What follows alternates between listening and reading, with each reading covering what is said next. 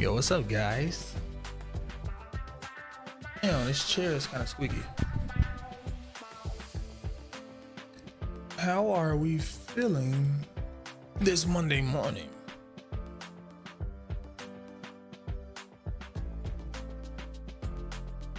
Today, we are trying something a little bit different.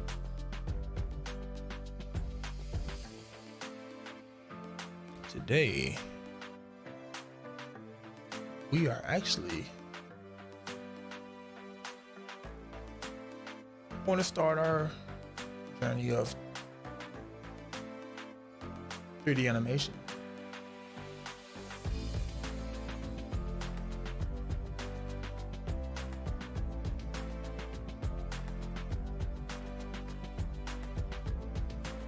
Stream Elements bot running robot face. What up, Isaiah?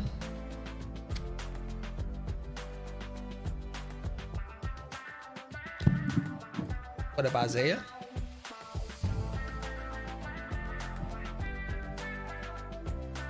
All right, today we doing something a little bit different.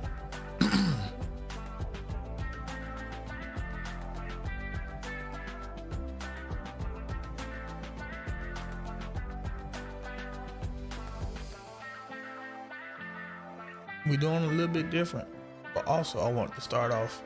I want to watch another one of those stories. It's pretty good. It's pretty good. How's it going? It's pretty good. I want to watch another one of those stories. That story was fire that we was watching on Friday. What else am I trying to do?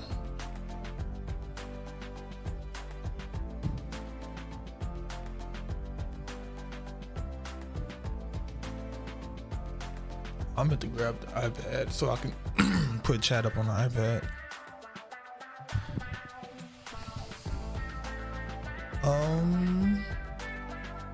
How you feeling?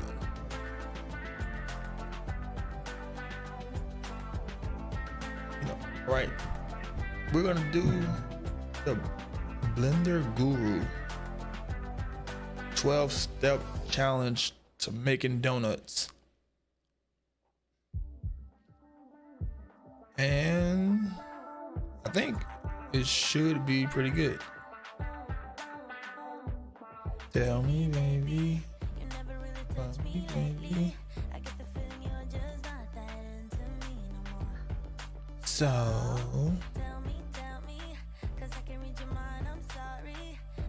I'm alright, man, just a little worried. Worried about what? Worried about what?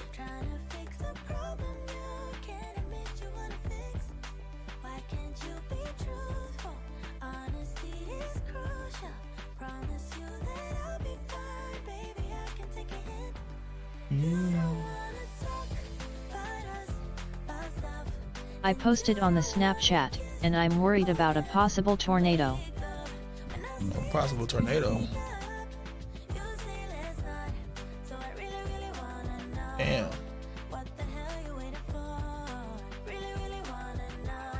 Alright, thanks for posting on the Snapchat.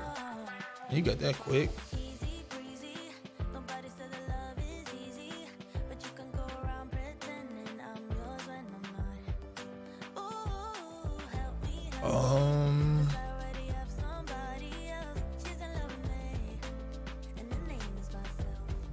This is so confusing.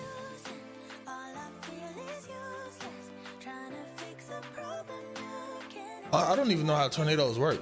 What's the chances of it touching down? Yeah, I never been in a tornado before and I never planned on being one.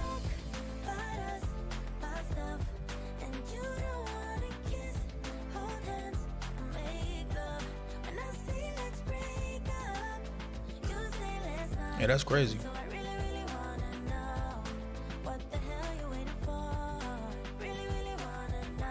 I think the closest that I've been to a tornado has been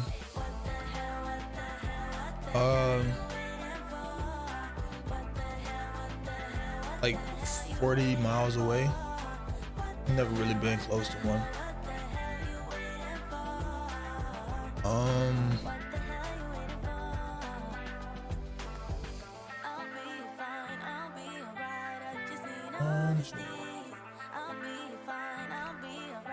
Alright, let's find us some good vibe music. Actually, no.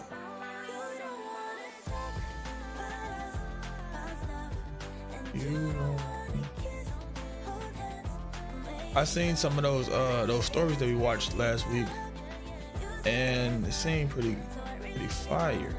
So I wanted to do it again. What am I looking for? Instagram.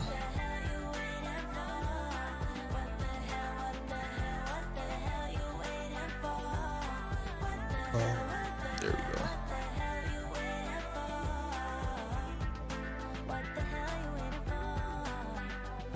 All right. Post my link real quick on Insta. As soon as I find it.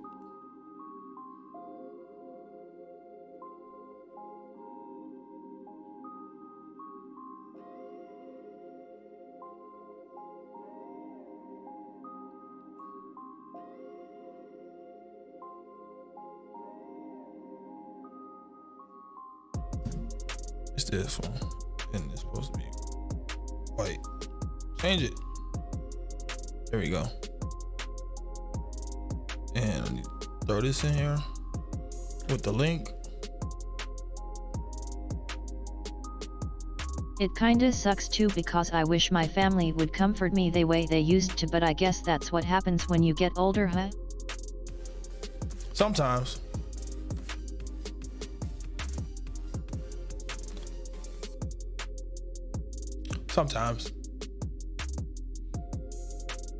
Sometimes it's just how it is. Other times, different. Just depends on the cards. It just depends on the cards. All right, let me find one of these stories again.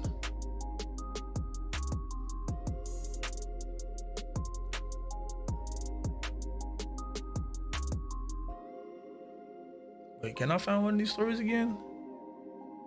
These stories are popping up all over my Theoga Thanks for subscribing. Thanks for subscribing, Theoga hugging face. The ugly fish. What up, gang? Welcome to the squad. Oh, here it is right here. Here it is right here. Here it is right here. Like mind me, they hardly did, but when they did, it felt safe and easy going. I'm sorry, man. I'm just having kinda a bad day, man. Ugly Maker. Welcome to my channel. You know who it is, boy. You the only ugly person I know. Principles.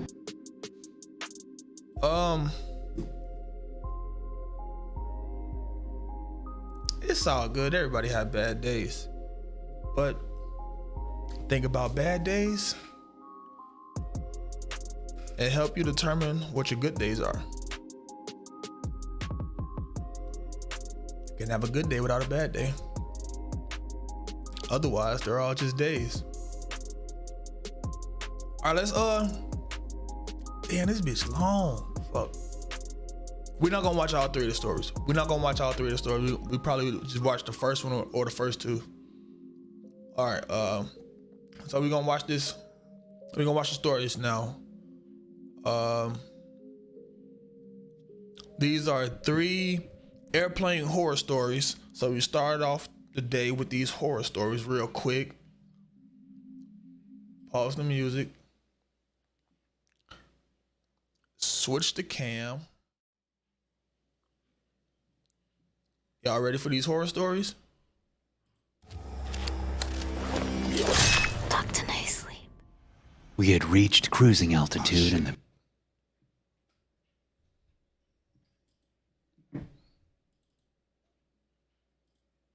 passenger airplane I was sitting aboard was sailing turbulently through the sky, riding on air currents and exploiting physics in ways that I would never understand. Maybe it was my ignorance of these principles which made me so nervous.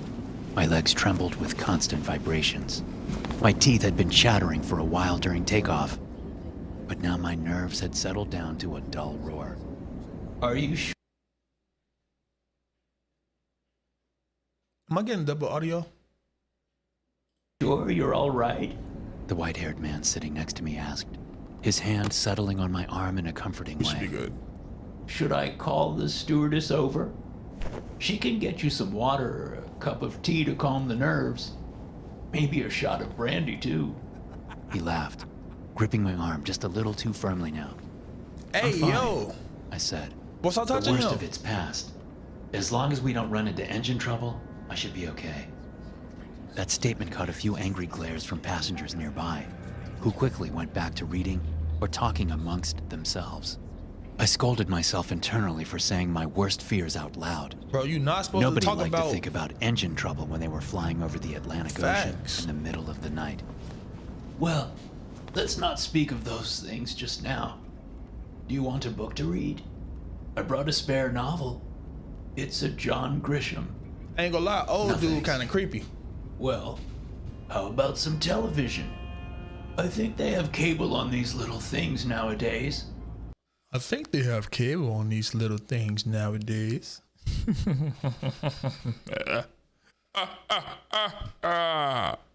Yeah. He pointed at the screen on the headrest in front of me. I hadn't even noticed it there. That's a good idea. Maybe I can find something to distract myself. I turned the power on and noticed immediately the lack of sound. Of course, I had forgotten to bring earphones. Here, the man next to me said, handing me a pair of his own. I'm not using them right now. You can borrow them. They were the kind with foam pads on the outside of the headphones, not earbuds, so I felt relatively safe using them, even though I am a bit of a germaphobe. At least we wouldn't be swapping earwax. Thanks, I said, taking them and putting them on, plugging the cord into the headphone jack. A squeal of feedback caused me to recoil. I turned the volume down, finding it had been set to maximum. The man was speaking again, and I pulled back the headphone to hear him better. Anything I can do to help? I used to have a terrible fear of flying, you know. But after you do this a few times, you start to get used to it. I smiled weakly, feeling nauseated from not eating. I hadn't been able to stomach breakfast that morning or any other meal for that matter. It had been over 24 hours since I'd eaten or slept due to my Hey, old folks giving me Jeffrey Dahmer vibes. Bro, old folks giving me Jeffrey Dahmer vibes. And I can't unsee it now.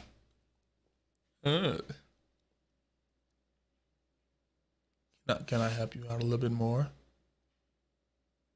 Oh. Your shoulders. It's kind of tight. Should I rub it for you?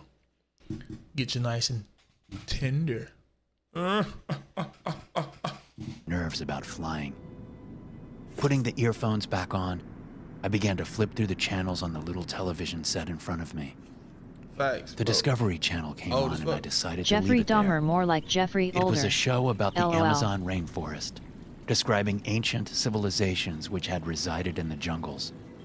Gee, why Using the new first thing you throw on technology, is Discovery they had found Channel? the outlines of massive cities which had housed millions of Amazonians. Their gods and their myths, lost over hundreds of years. I was watching this as the man sitting next to me began to remove something from Hey, his G, get out your bag. bag. It was a Tupperware container with a bright red lid on top. He opened the lid, and an odor more foul than anything I had ever experienced wafted out, hitting me in the face like a punch to the nose. It smelled like old, rancid seafood, like a dumpster which has been sitting open in the hot sun, Gee, you can't full eat that of on the used plane. diapers and bad shrimp. Gee, you can't The eat that man on the produced a plane. fork from his bag and lifted the container to his nose, closing his eyes as he savored Everything the smell. will be okay. Isaiah crossed Using fingers, his medium hand light like skin a fan, tone.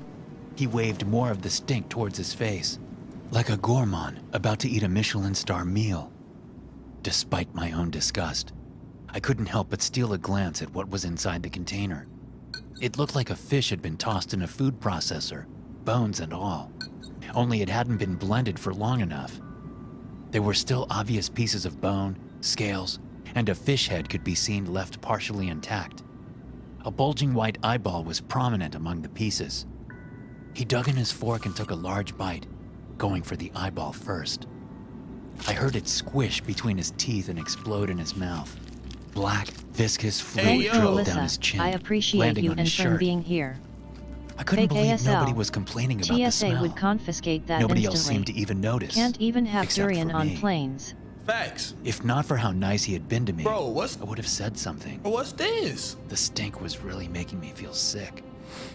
He saw me looking and dug his fork into the mess, then held out a large, heaping bite for me. G. Now, if you put this nasty ass shit in my face, we both getting kicked off the plane mid-air because I'm going to have to beat you. No kizzy. Me. I could practically see the stink lines coming off of what it, the fuck is like that? a cartoon skunk. Did you want to try some? He asked, his yellowed teeth showing as he No smiled. problem. That Just grin, keep yourself somehow distracted. predatory and You leering, know we're always here. made me second-guess everything about the man. Suddenly, he didn't seem nice anymore. He was mocking and You cruel. say, you ain't going to eat my His food? previous niceties just a facade to hide his true nature. And what an actor he was. No thanks, I said, gulping down a lump of bile in my throat, trying to force a smile but failing miserably. I just ate before the flight. Lies. He looked at me as if staring directly into my soul. Then he shook his head, as if saying no, like he didn't believe me. Know what? He sucked his teeth and went back to his meal. G. Those not teeth. You can't convince me that those are teeth. Those are not teeth. I'll try my best, Alyssa. It's hard sometimes, but I hope I can do it. You got it, Isaiah. You got it, Isaiah. Light work. Dude has a whole case of nasty teeth. Gee, those ain't no teeth. Bro, look like he got french fries in his mouth. You shouldn't lie to me, you know. I pretended not to hear that and went back to looking at the television, trying to distract myself from the scene happening next to me. But my heart was thumping fast now, and I could feel a throbbing pulse in my jugular. The His Amazon teeth History kinda show giving was me finished, predator and now jaws. something else was on. The Amazon History show was It's the same color as his teeth. Why would you watch airplane horror stories? Woman face palming light skin tone. It ain't my fault. It's the first one that showed up. finished, and now something else was on. It was a show about aviation disasters. What? And how planes malfunctioned Wow. before crashing. A voiceover was speaking about horrible tragedies and near misses, Now I'm not gonna showing wanna fly computer-generated LMAO. images illustrating the critical parts of the airplane which had broken. Then they Damn. switched to the passenger footage, which had been recorded on people's phones during troubled flights. During this Air Asia flight, severe turbulence caused the hospitalization of more than 5 passengers, as the plane was eventually rerouted to Tokyo. The screen showed images of a plane's interior, shuddering up and down violently and sending people flying into the ceiling and into the aisles. Gee, that's why they tell y'all to Women put and y'all men could be seatbelt on. heard screaming as luggage cascaded from overhead compartments and people LOL, prayed for I safety. already hate flying as it I was is. on that flight. The man next to me said, You say what? licking his gore-smeared fingers clean.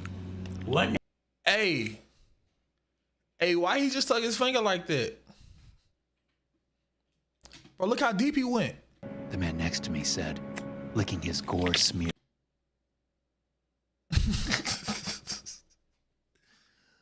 Dog ass went third knuckle deep. Bro, he went third knuckle deep. That's crazy. Smeared fingers clean. One hell of an in-flight meal, let me tell you. I tried turning off the television, but it didn't work. Why old I dude tried to eating change his the finger channels, like it's but KFC. that button was broken too. It was stuck on this particular program, and there was no way to get rid of it. Instead, I tore the headphones off and unplugged them, handing them back to the man. You don't want to watch it anymore? He asked, slurping up some of the roadkill casserole. No, What the fuck? thanks for letting me use your headphones. I think I'm just gonna try to take a nap, Suit yourself. he said, crunching a bone between his teeth. I'll wake you up for meal service. How he could still be hungry was a mystery to me. after he had just ingested such a monstrous dinner. Bro, cleaned the whole bowl. I was already beginning to suspect there was something off about this man. The way he had changed was unsettling, and I felt like I was suddenly in the Twilight Zone. He just wasn't acting normal.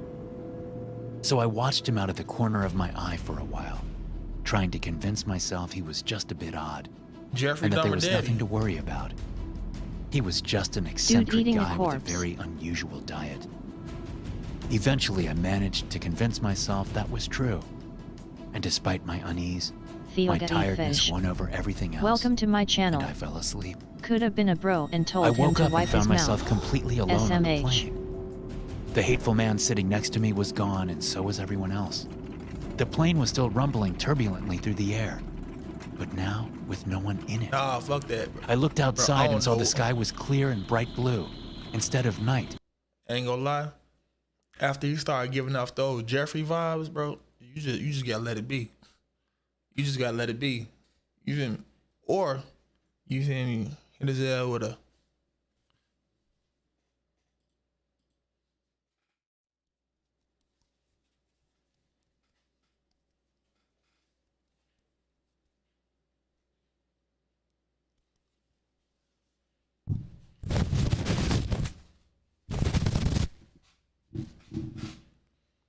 But you feel me? At that point, it's over.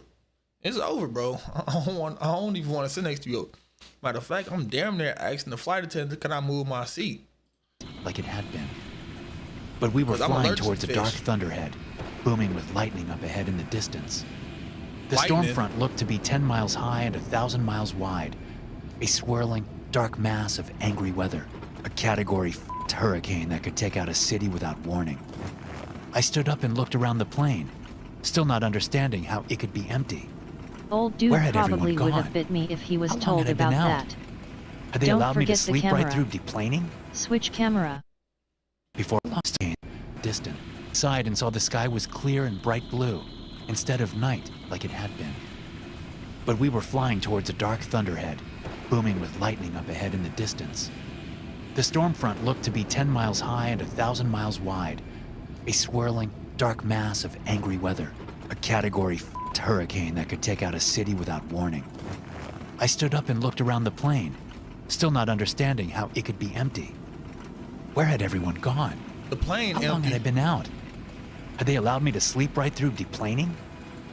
Before I had another moment to think, the plane bounced up and down with a sickening yo-yo motion, then careened to the side. It did this a few more times in rapid succession, Gee, where pitching everybody at? forward, backward, so that I was thrown off balance and sent tumbling into the aisle.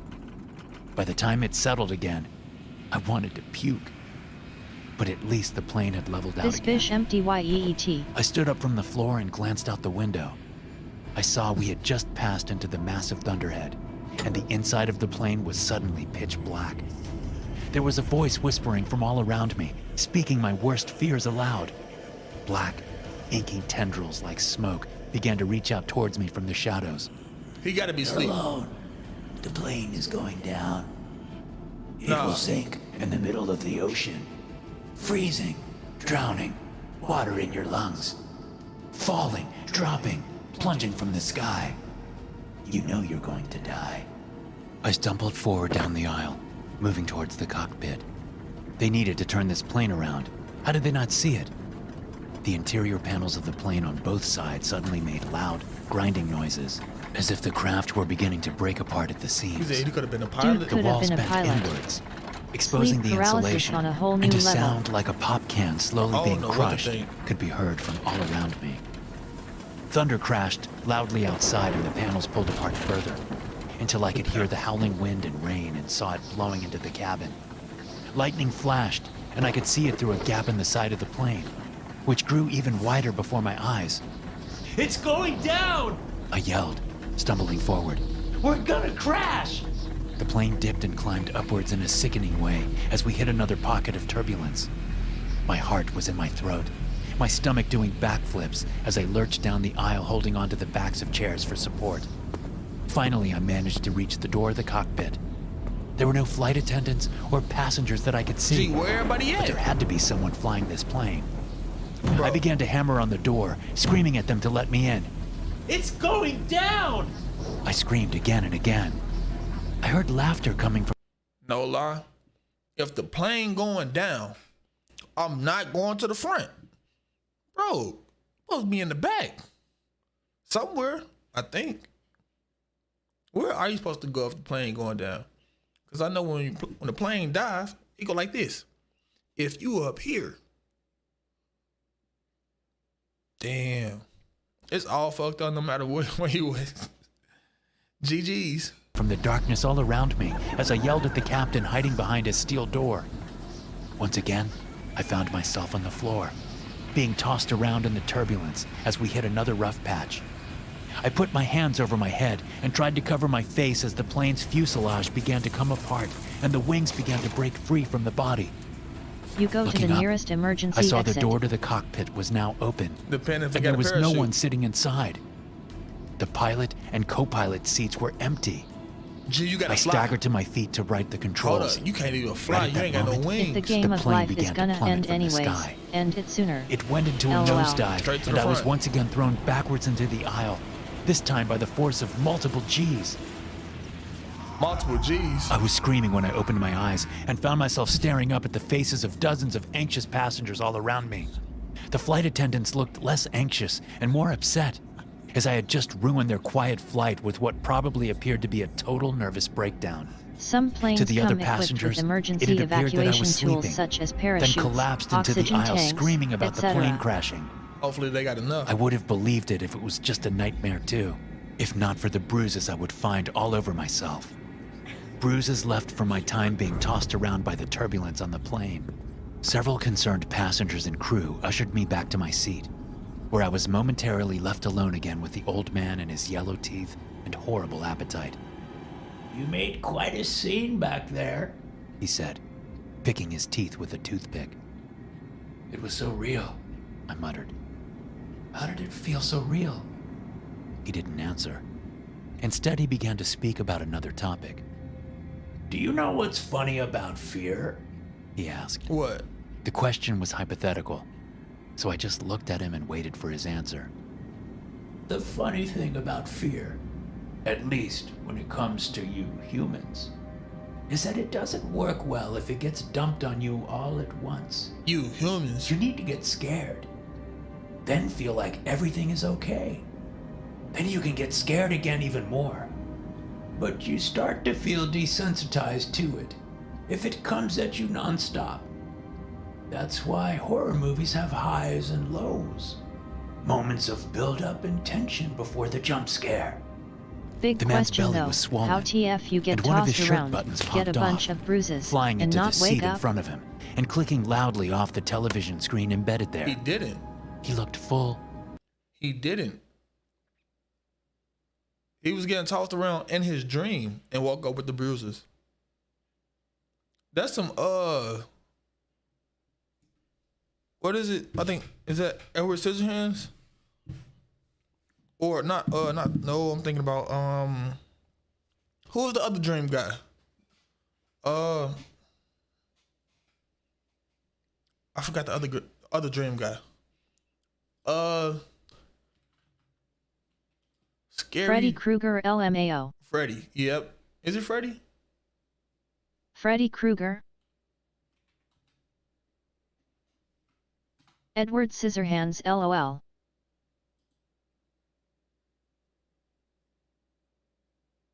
What the fuck is this?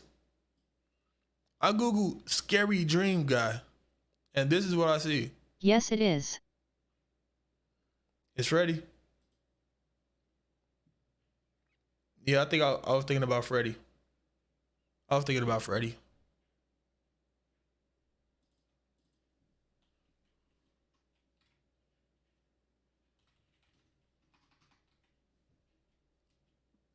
Freddy. Is it Krueger? It is Krueger.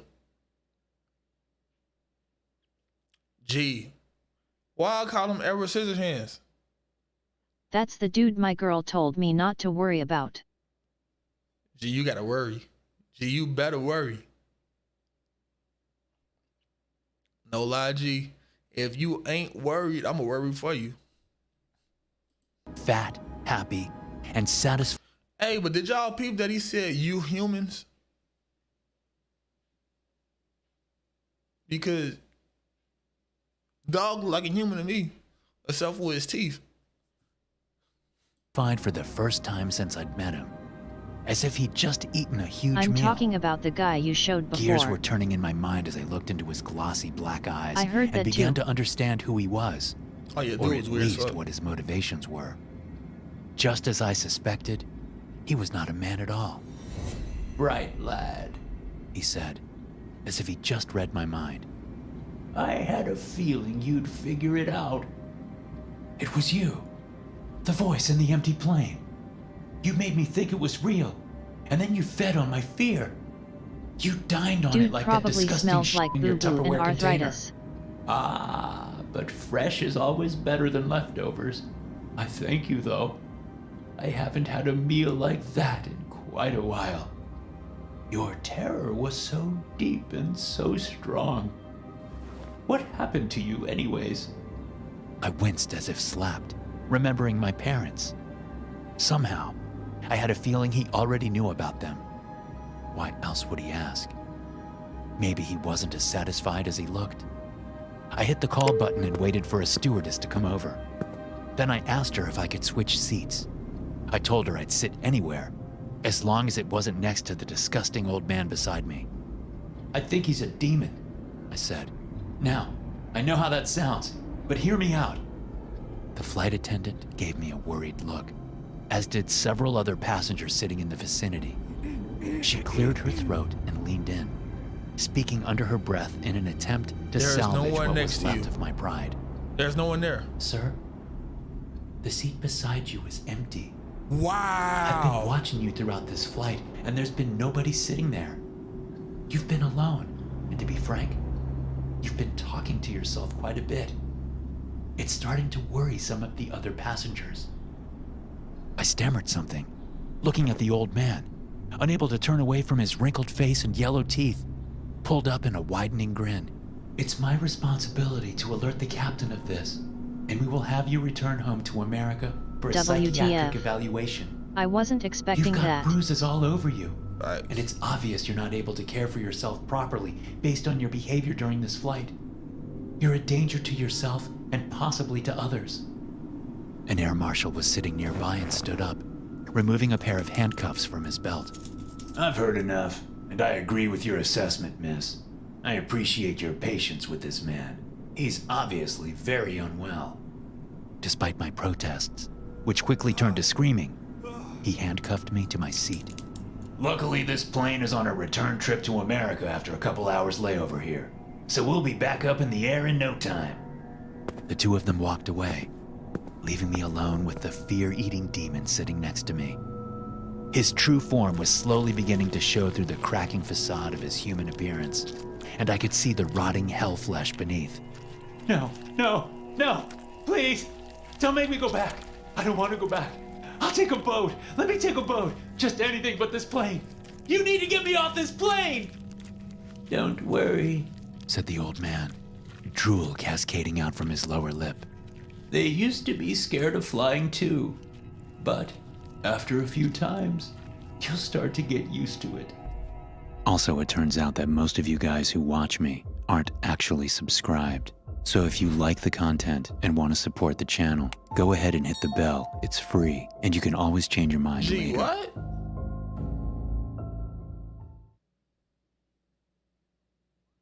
Have you ever heard of Fata Morgana? Bro, what? That whole story just... The story fucked me up. It got me. I wasn't expecting that.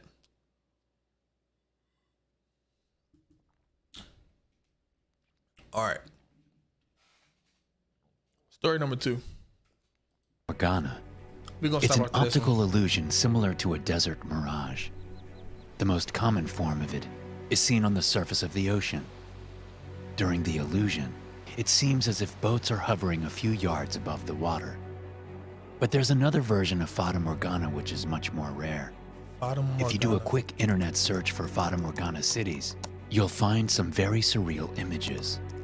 Cities which seemed to float high above us, perched precariously on the clouds, like a modern Mount Olympus. The pictures look fake, but they are verified to be real. There's even video footage of these events. When people saw this illusion in China and in other places, they gasped and whispered fearfully amongst themselves. G is real. Look at this.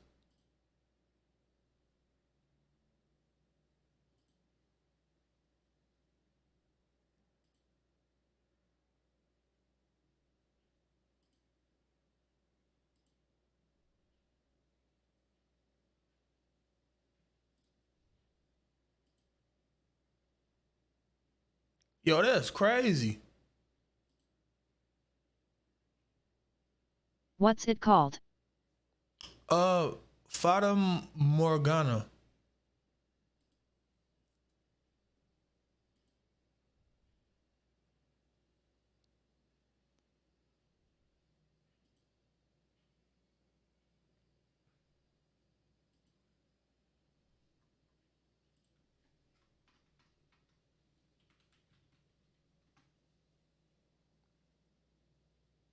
It happens in Chicago too. I heard about it on my trip to Chicago. WTF.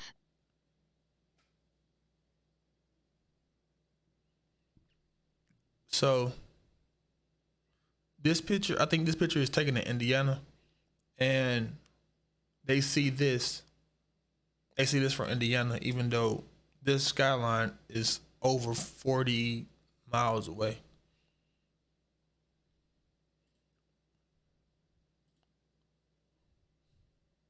Gee, that's crazy. Damn. Some even fainted or fell to their knees and prayed, thinking the end of the world was upon them, that these were the angels of heaven and the cities of God coming to announce the end of days. But as always, those pesky scientists were there to scoff and say, No, that isn't real. It's just an optical illusion. Fata Morgana, they called it. That was the official explanation for the cities in the sky which disappeared just as quickly as they arrived. But those scientists didn't see it up close like we did. There's a whole plane full of people who will tell you the cities in the sky are real. They're no illusion. I was on a trip to Asia when this all happened. We were flying over Yangshi when suddenly something appeared in the clouds before our eyes. If not for the fact that I was looking out the window at that exact moment, I wouldn't have seen it. But as it happens, I was wide awake and admiring the view when the city appeared. The buildings resting on the clouds were dark and shimmering, almost exact replicas of the city far down below. Except we shouldn't have been able to see them from where we were. The optical illusion of Fata Morgana can't be viewed from within the image itself. It should have been impossible for us to see what we were seeing. But I wasn't alone. We all saw it. When I looked around the cabin of the airplane, I saw dozens of other passengers staring and pointing at the city in the sky as we flew through its mysterious Wait, does borders, this dude come up with entering these the on his surreal own, or do space people tell that him these shouldn't stories, exist. or? I have no And then clue. people began to scream. The airplane suddenly tilted half sideways as the pilot steered quickly to avoid something. I imagined a building shimmering and materializing in front of the airplane at the last second, like a mountain coming into focus during a snowstorm.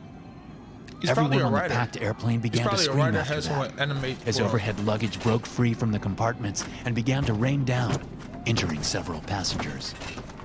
A woman who had been sitting across the aisle from me fell down onto the floor, and I tried to help her up, but then the plane's axis tilted again, and I was thrown hard into the window. I turned around and was startled to see a hairline crack forming across it. No But way. something even more terrifying caught my eye as I stared at the glass. Outside, there were creatures flying in the air. Creatures. They looked like pterodactyls soaring between the massive black buildings. One of them landed on the wing, causing the craft to tilt and veer off course again. People screamed and shouted as they were thrown from their seats, and luggage came crashing out of the overhead compartments once again, emptying them of whatever was left inside. The creature on the wing of the plane began to skitter crawl towards my window, and I saw that its eyes were hollow black sockets. Its maw was like a giant beak made of shadow, full of liquid black teeth. It scrambled Oh, rapidly hell no. across the wing, heading in my Thanks. direction, and I could have sworn it was looking straight at me with its dead, empty eyes. That broke me out of my silent terror, and I started screaming and pointed at the window as other passengers turned to look. Soon there was a small crowd forming around my seat, staring out at the horrible thing on the wing as it approached the window and began to scratch and claw and bash its face against the glass. I had never seen anything so desperate and insane, as if it had no purpose except to attack and to maim. A few seconds later, there were more of them, fighting with each other as they tried to get in. I saw they had long tails with triangle-shaped points at the end, like demons sent from hell. Or Dude is in I Jurassic realized Park from the shadows. maybe that's where we were. Had we died in a fiery explosion without any of us realizing it? Was this just a grim, horrible afterlife, which we were now destined to reside within for eternity? No, I refused to believe it. I refused to give myself to this place. I shook off that horrible idea and glanced back out the window, hoping it had changed and we were back on Earth again, in the real world. But no. The shimmering black buildings outside were so close now that I felt like I could see inside of them, if not for the fact that they were opaque. Whatever was inside was not meant to be seen by us, and I realized that was probably for the best. If these creatures were the birds of this hellish mirror world, I was scared to see what their people might look like. I began to suspect we had crossed over into an alternate dimension Thanks. somehow, and I wasn't sure if we would ever be able to escape. Was this what happened to mysterious planes that went missing in the skies, over the Bermuda Triangle and in a handful of other places? I had heard of those events, but like everyone else, I just assumed they were planes with mechanical failures, or drunk and irresponsible pilots sleeping at the wheel. Turbulence and stormy weather, Drunk pilot, birds that's sucked crazy. into the engines, or hurricanes with hail the size of golf balls. There were 1,000 potential reasons for a plane to go down. Who would have thought that alternate dimensions could be responsible? I was snapped from my thoughts as the glass shattered and the plane lost cabin pressure. Alarms were suddenly blaring and the lights were flickering in the cabin as oxygen masks fell from the ceiling. People Put it on, grabbed for G. them desperately as the creature began to squeeze its way into the Bro, you plane coming through the window. Like a Bro, you cat coming through the going through a window. chain link fence, it sucked in its gut and its wings flattened down as it began to claw and scratch its way inside. Meanwhile, I was still desperately trying to snag one of the available oxygen masks. Since most people had been thrown from their seats, myself included, that was no easy task. The wind was rushing and whipping throughout the cabin, making it difficult to do much of anything. I scrambled over a nearby seat and reached for one available mask, just as What an the older bird man was doing? about to take it for himself. I left it for him without a second thought. The other ones nearby were also being used, I saw, and began to panic. Looking around desperately, the air becoming too thin to breathe, I finally spotted a handful of unused oxygen masks near the front of the economy section. That bird I was trying to halfway get in. towards the back of the plane, and there were people in the aisles blocking my path. But I knew that I had to get up there. Like a game of musical chairs, there were only so many oxygen masks to go around on this packed flight. No, And Lyle I was snatching seriously at risk of being the only one left standing when the music stopped. Lurching forward, I stumbled over injured people laying in the aisles. I looked back to see the creature was inside the plane now, and for some reason, it had its dead eyes fixed on me. It raced towards me, its horrible limbs leaving black, inky stains on the seats as it raked them with its claws. The world was spinning, and I was getting a terrible headache as my breathing quickened. My lungs were desperate for air. I fell over, unable to keep my balance, and began to crawl towards the front of the plane, my vision fading in and out. At one point, I must have blacked out, because I woke up to the thing on top of me, snapping its liquid black jaws just inches from my face. Hey, yo. Screaming, I reached up to push it away, only to find that my hands sunk into the thing like molasses. Why he rubbing the titties like that?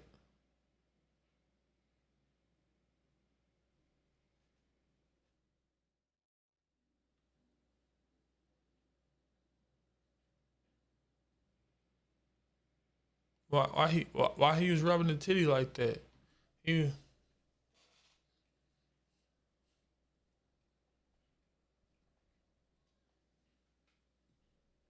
got that black milk. He wants It some was milk. tenacious and sticky, Ice. binding to my skin, Tenacious refusing and to let sticky. go. Die, you hellspawn! A man's muffled voice yelled, and I looked up to see a guy wearing an oxygen mask, holding a heavy-looking piece of luggage over his head with both hands. He threw it at the creature, and I recoiled, worried that it would crash right through the oily black creature and would what? land right on me. The heavy suitcase did just what I expected and slammed into the thing, splashing it in every direction like a water balloon being destroyed by a sledgehammer. That's kind of nasty. The luggage landed on my gut, knocking the wind out of me and fracturing 3 ribs in the process. Damn. But luckily for us, it took care of the creature. I was still covered in its sticky black goo, but at least it wasn't about to eat me anymore. And for that, I was grateful. I stood up on shaking legs to thank the man for saving me, then doubled over in pain. My ribs were screaming at me with each breath I took, and my vision was going dark from a total lack of oxygen. The contents of the plane were still whipping around in the air of the cabin as the alarms sounded, and I heard the captain saying something about an emergency landing. And then everything went dark, and I passed out again. Bro, This somebody time get a staying man some unconscious oxygen. until after we landed. I woke up in a Chinese hospital. According to the official reports, none of what I've told you actually happened. They covered the whole thing up, as if it never occurred. We tried to tell them the truth.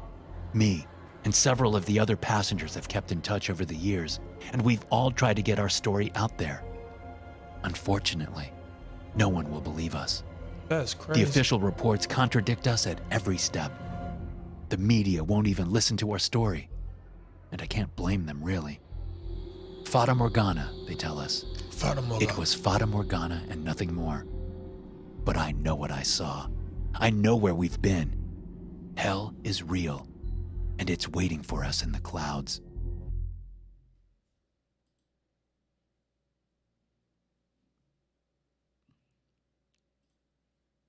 Yo, that's crazy.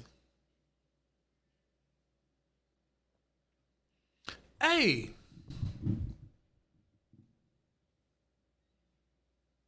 Facts, they do. Hey, but The question government be hiding things that people actually experience. though. Bro, how do clouds work?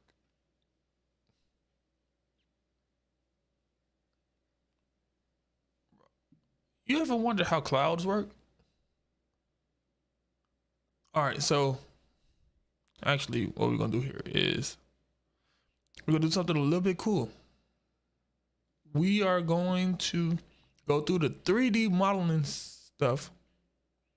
How do clouds work? How do clouds what? How do they work? Like how if a cloud holds all the water that rains, how is it light enough to still be in the air? I'm just saying. And it ain't like it's hot up there. Damn, why my voice seems so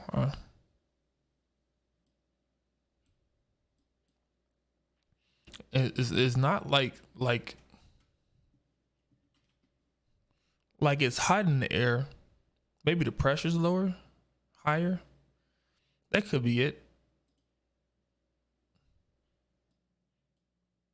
Clouds form when the invisible water vapor in the air condenses into visible water droplets or ice crystals.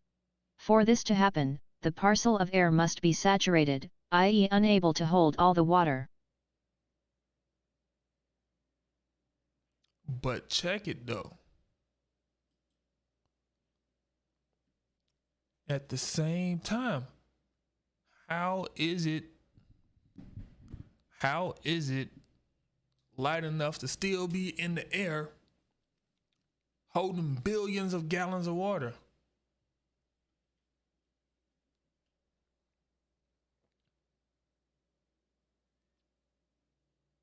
Like when I looked it up just in case because I didn't want to look through my college notes lol.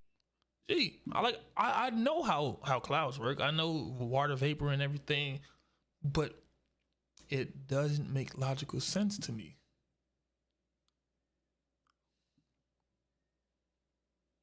I know it makes scientific sense or whatever, but logically it just never made sense to me.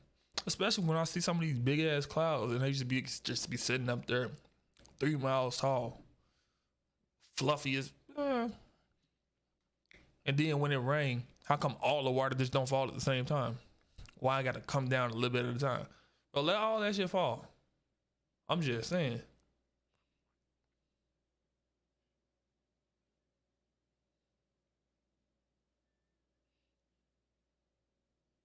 True, I wondered that at one point because I took a hike that was above the clouds. See, you walked through the clouds and you ain't even get wet.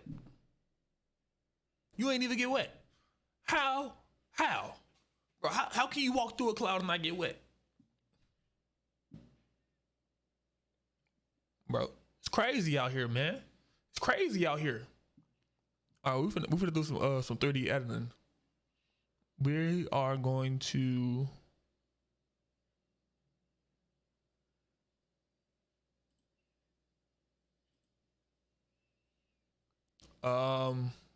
we are going to do display capture, add a source, and a new source, display capture 2.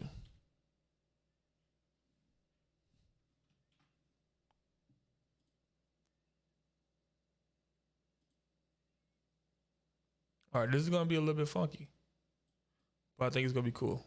This should be kind of cool.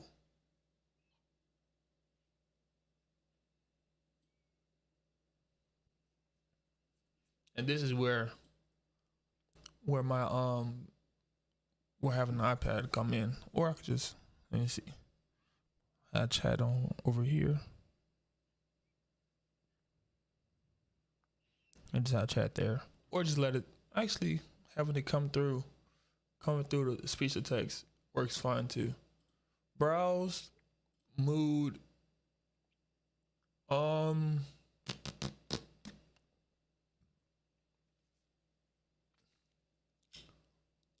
euphoric. That's way too hype. That's way too hype. It's way too hype. Small emotions.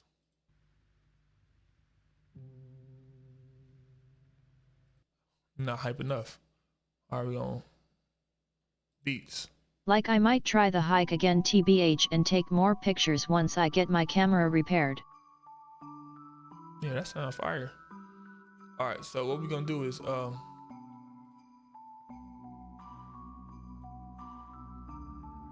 gonna do it like this.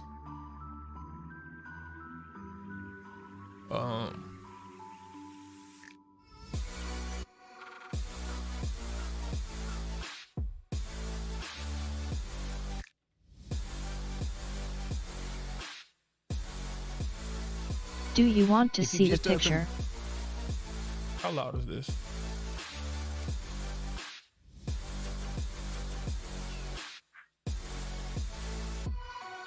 Wait a minute, why is this so loud?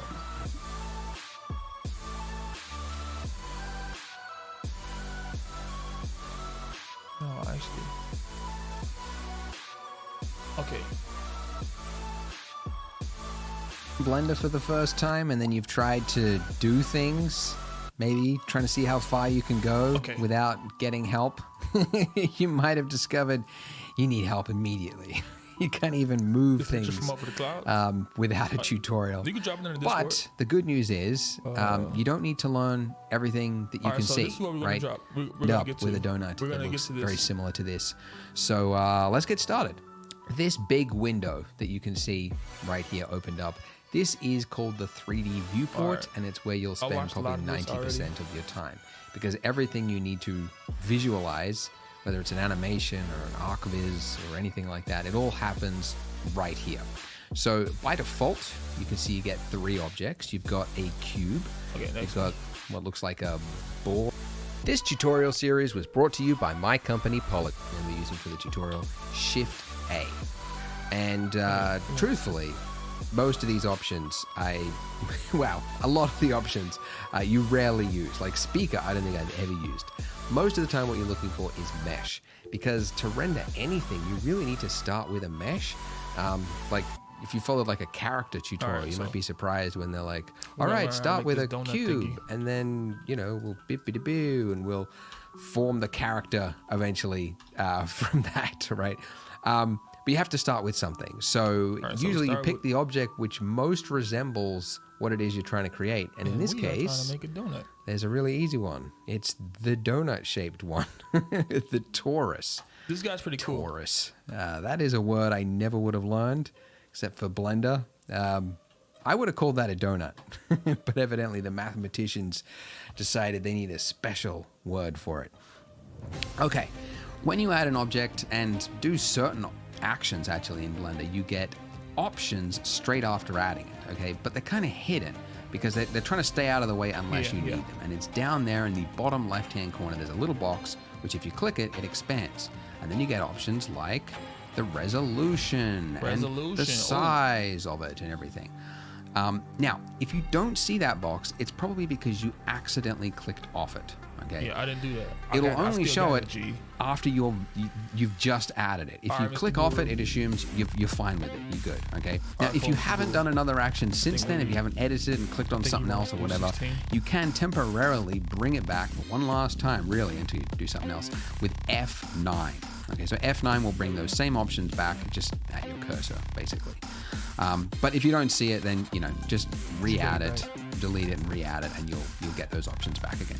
Okay, so with this, let's make some changes to it. Okay, so for starters, this is a very thin donut. Very thin donut. And you want to know this maybe, but this is the third time I've made this donut. What exactly are you doing, haha? So this is like a beginner's tutorial into 3D modeling and creating objects in 3D in Blender 3D software, so that I can start getting into the animation of when I said that I wanted to animate the intro to the stream. So this is the precursor to me doing that. And today I just didn't feel like. Actually, I was sitting up thinking like, man, I don't know what game I want to play. And then I was like, you know what? I'm not gonna play a game. We gonna learn, because other than this time, I really don't have a lot of time to try to learn it. So now we're gonna learn. How do you like this software though? Well, I mean, this oh, setup. heck yeah. How you like this setup where I got my face cam here, and then I have the other thing. I have the YouTube video down on the right side, and I have actually me right here. This is me here.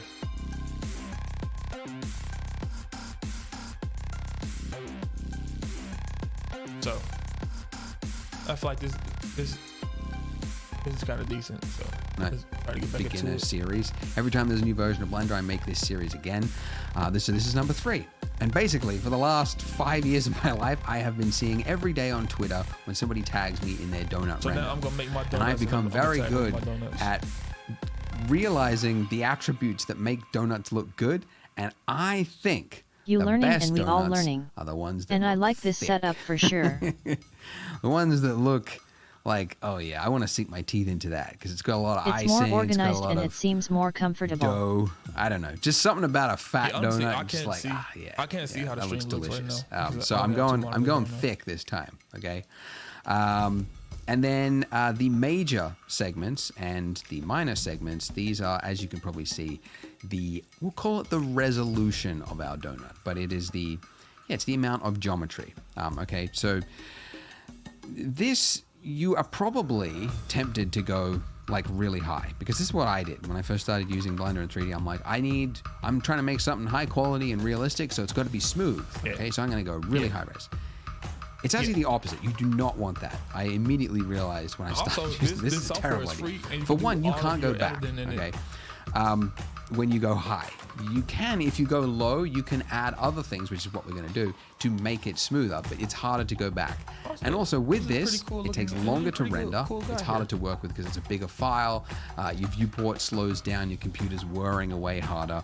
And also it is harder to work with, okay? When we enter edit mode, and we're going to do this later and like do some edits and stuff here, I have to work with this many vertices, these little points, and that is just too much. So you actually want the exact opposite. So, I'm gonna go 48. we want to keep it as minimum. Okay, so the minimum amount of detail depends on what it is you're trying to create. We could go like really low, but we're actually going to use part of this donut for the icing. So I'm trying to think, okay, what am I going to do with the icing? Am I going to make some like dribbly bits going down it?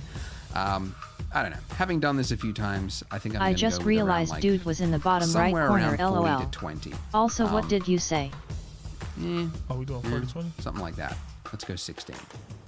16 looks good. Okay. 40, 16. By the way, and you would never know this because how could you if you're a beginner? But like it's also a good idea to try to keep square faces because as a general, if you're making something organic and it's going to be smooth, if it's got rectangular faces, it can like stretch the shading and things just start to look weird. So I'm trying to keep it generally to a square face.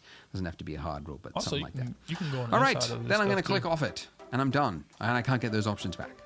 Temporarily with F9, but you get the idea. Okay, cool. So, great. Let's talk about, first of all, the size of this donut. Okay, because although it looks like, you know, what is the scale of our scene here, right? We're like looking into the distance there, like, how big is this grid floor? We don't know. It could be, it could be microscopic. It could be, you know, 500 meters. It could be landscape size. We don't know. We actually do. Okay, so each one of these grid squares here, is it 1 meter or 2? I think it's 1 meter. Hang on. Yes, it is 1 meter. Okay, so this I thought you were talking about something for your setup. Is humongous. It is 3 meters by 3 meters. Okay. I was just saying sorry, I didn't tell you the hotkey. N will bring up your properties. Very handy, convenient shortcut. You just bring it up when you want to learn. Click on your object and then go to item, and then you can see, you know, details around your object. Okay, so it's 3 meters by 3 meters, which is like roughly like 2 people laying down lengthways. By the way, I was saying that right now I only have 2 monitors, so this whole thing in the bottom right corner is a full monitor, and this is another full monitor, so I actually can't see. I can only see what's going on in the stream by watching the stream.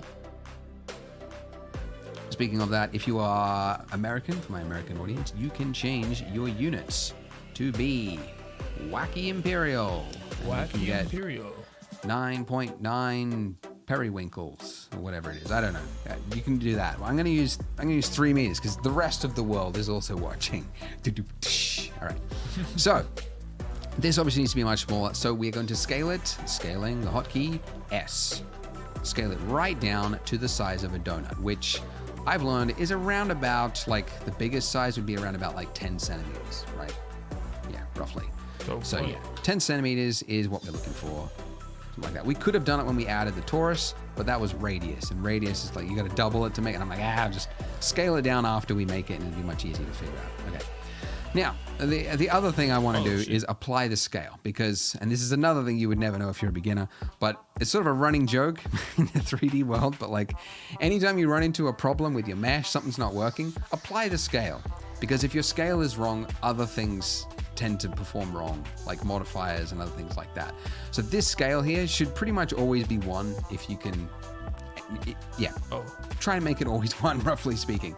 So to apply your scale, you go Control A and then hit scale. Okay, so Control A for apply and then scale. And now it is 1. Nothing has changed, but it just means things will work better in the future. And I'm just doing it because I know I'll forget it, and then they'll be like in the comments and people go, why is mine messed up? And it was because of this part I didn't say. Yeah. All right, so we got the scale. Anyway, all right. Okay, so how do we get rid of these jagged lines? Because that's probably your next question. How do we get rid of those jagged lines? There are two types of shading in Blender or in 3D, flat and smooth. So by default, it is flat. To change it to smooth, we just right click and then hit shade smooth, okay?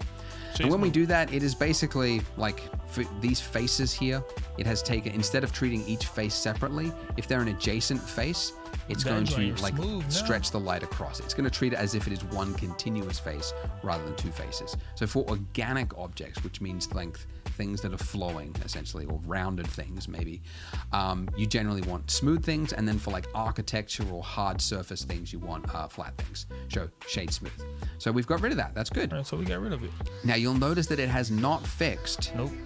the silhouette of our object. Okay, so shade smooth is a illusion. Okay, It's an illusion. it's not actually adding any geometry, which is great because it's lightweight, it's easy to work with. Yes. It's not adding geometry, but your silhouette will still be broken, or it will still look jagged. The only way to fix that is to add more detail. It's something that games, that's kind of the thing. If you want to look at a game and go like, I wonder how poly this thing is. Like, look at the silhouette of a character or the shape of a building or something like that. And if you see jagged lines, you can basically see the mesh, like how high poly something is by the silhouette. So we can fix that with something called a subsurf operation, okay, or subdivision. And there are a few ways to do it, but the way we do it in Blender is with adding a modifier. Okay, so we click this little wrench. Or is it a spanner? Is that a spanner? What the fuck is this spanner? It's been a while since I got my hands dirty. Anyways, it's the modifier panel over here. And then go up and underneath add modifier. If you click it, you get a whole bunch of different options here. And the one that we're looking for is, I mean, you use it so often. I wish it was at the top, but it's not. It's down here, subdivision surface. So you click that, and you might see that it has now smoothed out ever so slightly. You can see that edge there, the jagged edge is no longer there. Or it is there, but it is less. So what is subsurf, it's called a subsurf, even though it's called subdivision. Subsurf modifier, what it is doing is and I'm just going to temporarily turn this off by that little icon there, that's viewport. So if you uncheck that, it's disabling it for your viewport. And that one is for render, if you want to disable it for your render. Okay, so what it is doing is, you can see the edge there, right? If there are 3 points that make up that edge there. So as I teased before, this mesh is made up of little points, and we can edit crazy, and you just want to keep it as low as possible. So often I keep it 1 or 0 whilst I'm working in the viewport, and then for the render I keep it at like 1 or 2 or something. Anyways, all right, okay, so we're spending a little long on this, but I need to just give you some background on how to make things look smooth without really going high res. Okay, so as I teased before, this mesh is made up of little points, and we can edit those points and adjust things and whatnot by going into edit mode, which you can do by hitting tab. Tab. Okay. Another way is to go up to the top left-hand corner, change from object mode to edit mode. Okay. So tab is just a fast way to switch between those two modes.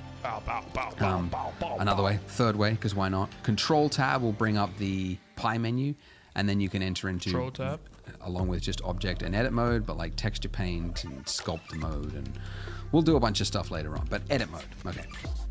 So in edit mode, we can see that we're now able to see the skeleton roughly that makes up our mesh. Okay, each of these little points here is what makes up our mesh. So these points are called vertices. Sorry, a single one is called a vertex. Multiples are called vertices. Always get them confused because it's got an S on it as well. It's like vertices, vertexes. It's not vertexes, it's vertices. Anyways, these little points make up our mesh, and on each of these points, if you've got 3 or more, usually 4 is the ideal one you're usually aiming for when you're making meshes, you can make a face. Okay, so if I just delete, I'll just hit X and I'll show you what it looks like without a face. Okay, so between each of these points there, I'll add another one with F. Do you have any double face, batteries? Okay, so all the points together make up a face, and then that makes up your mesh.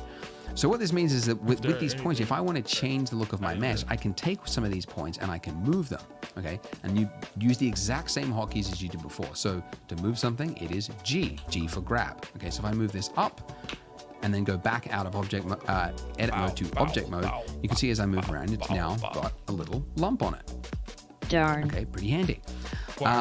So I could do that, right? I could tweak the shape of my mesh. Okay, so let's say like I wanted to, like make my donut look kind of like lopsided, or like add some detail, because this is necessary, by the way. Your brain, when it thinks about objects, because you've seen them so many times, it simplifies it in your head. You think of a donut as being round, but it's bumpy, it's lumpy. It was thrown in the fire. The guy who like made the dough, it was all lopsided. But in your head, you just think of it as a round circle. All right, let's get it. The digital world will always give you the perfect thing. So you need to go in and add those, and then we could drag these out. I could do this. I could, slowly go through it. Now this is tedious, Yeah, that's as real I'm sure you tedious. can see. Clicking, lots and lots of clicking, little No, we're points, not little doing points. We don't want to do that. And that's really because that's not the way I would do this. What I would do, Yep. which is a feature that you use all the time, and that is proportional editing. So if you Click click is this little button at the top here, or the hotkey for that is O, turn that on and off. What this will do is that now when I rotate scale or hit G to grab and move it, now it's actually grabbing vertices around it and it is moving it together as a whole. Now by default, your proportional size is really high, okay? So if I scroll up, I can gradually bring the fall off down to what actually makes sense for my donut, okay? Now this was actually a point, I was reading the comments on the last video, the last version of this I made. And this was a point that a lot of people got stuck on. If you can't see this ring here, just keep scrolling up because it is there. If you see top left-hand corner, actually, it gives you the measurement. As I scroll, you can see the measurement of my fall off. What you're looking for is something like a 0.04. If you can't see 0.04 meters, just keep scrolling up until you see it. And if you are on trackpad, because those people also got stuck, because they're like, how do I scroll while I'm doing it? All you do is, on trackpad, you tap G, then do a single click, and then down here in the bottom left-hand corner, you've got those options again. And then you could adjust your proportional size to like a 0.04. And then if you move, you should see the correct proportional fall off, okay? Really, guys, invest in a mouse, please. Going trackpad, look, it's fine for Facebook, but like you're doing stuff in 3D, you gotta have a mouse. Come on, all right. Okay, so now that I do this with my fall off radius, and if I just scroll up and down, I can adjust and I can make my donut look however I want, much more easily, okay? Make this part go out, maybe make this part have like a little lump that's sort of skew-if like that. Maybe this middle part, sort of like this. Okay. And I'll do another one here, something like that. Okay. Oh, that's a little lopsided. It's a little bit repetitive of what's on that side. And this is maybe a little bit too far. Just sort of playing it by eye. But I have to keep this for the rest of the donut, for the rest of the tutorial. So I'm trying to do it well. Okay, and something else, by the way, another hotkey. You can see that if I want to move this up, if I was to move it like this, right? It's moved everything also left to right as well, okay? Because of my camera angle, okay? If I'm looking at something like this and I'm moving it, it is moving it across the donut. So it's scrunching everything going this way. That's not what I want. I want it to go still directly here up. just So it means I researching have to get my schools and camera apartments angle and such. right down here to do that up. Alternatively, a better way, not to throw too many hotkeys at you, get my keyboard shortcuts if you haven't already, link in the description. But another hotkey is you actually have a Alt-S, which trackpad? instead of moving it just arbitrarily, this will now move it according to which direction those faces are pointing. And this is actually perfect for this exact case because we've got, points, rounded around it. And it's just, it's tedious to have to get my camera angle exactly right when really I just want to be able to select certain parts and then pull them in and out. So Alt-S allows me to do that. The shrink and fatten tool is what it is called. But other softwares, I think they call it move along normals or something like that. Those faces are pointing. And this is actually perfect for this exact case because we've got, points, rounded around it. And it's just, it's tedious to have to get my camera angle exactly right when really I just want to be able to select certain parts and then pull them in and out. So Alt-S allows Kentucky me to do that. or The somewhere shrink else and just fatten figuring tool out is what it's everything. called. But other softwares, I think they call it move along normals or something like that. Something like that. All right. And then maybe the base as well. I think we should make it a little bit lopsided on the base. Move that down. Something like that. Now there is a sculpt tool, which we'll talk about when we get to the icing, that could also do this, but that is not the point of this tutorial. So I'm just doing proportional editing because, to be honest, like this proportional editing is perfect for this kind of thing. Ugly as shit. Oh well. Yeah. Cool. So it's just entering into edit mode to do your changes, going into object mode to see how it looks, and then swapping back out with tab again. And that's really all it is. I think this is too thick on this side now. Too lopsided. I went too far with the imperfections. But that also comes into like the style of it, of what you're doing. Yeah. There we go. Something like that. Like oh, that. by the way, another side point I just mentioned. We're talking about object and edit mode, okay? A big problem a lot of beginners have that I find is that later on, you'll be like, I'll say, all right, so select your lamp and your camera or something like that. And they'll be like, oh, I can't click on it. What's happened? It's because you are still in edit mode. Okay. Not look perfect. Edit mode means you cannot click on anything Donut else looks like a other bumpy than bagel. the object that you are perfect. editing. You're still in this. When you switch back to object mode, you're now able to click on any object in your scene, but in edit mode, it is locked to that view. So if you can't click on things, just remember, check what mode you're in. You're probably in edit mode. Switch to object mode and you'll be fine. But Okay. That's a decent donut. Just to finish on something completely random, because why not? Just throw it in there just as a little Easter egg for those of you that made it to the end of the video. Here's something cool. If you go to select, there's an option there for select random, and this will just select at random vertices on your mesh, and then you've got a little ratio thing you could change down the bottom there. Hey, then, if you used Alt-S, you would basically make a lumpy looking donut. So it's kind of like a quick way if you wanted to make a G. So you maybe do all that extra shit just to do this? Just say.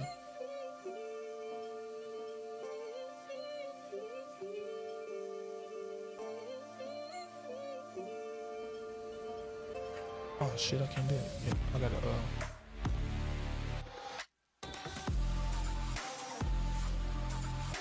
Wait, no. Untap. Select. Tab. Select random.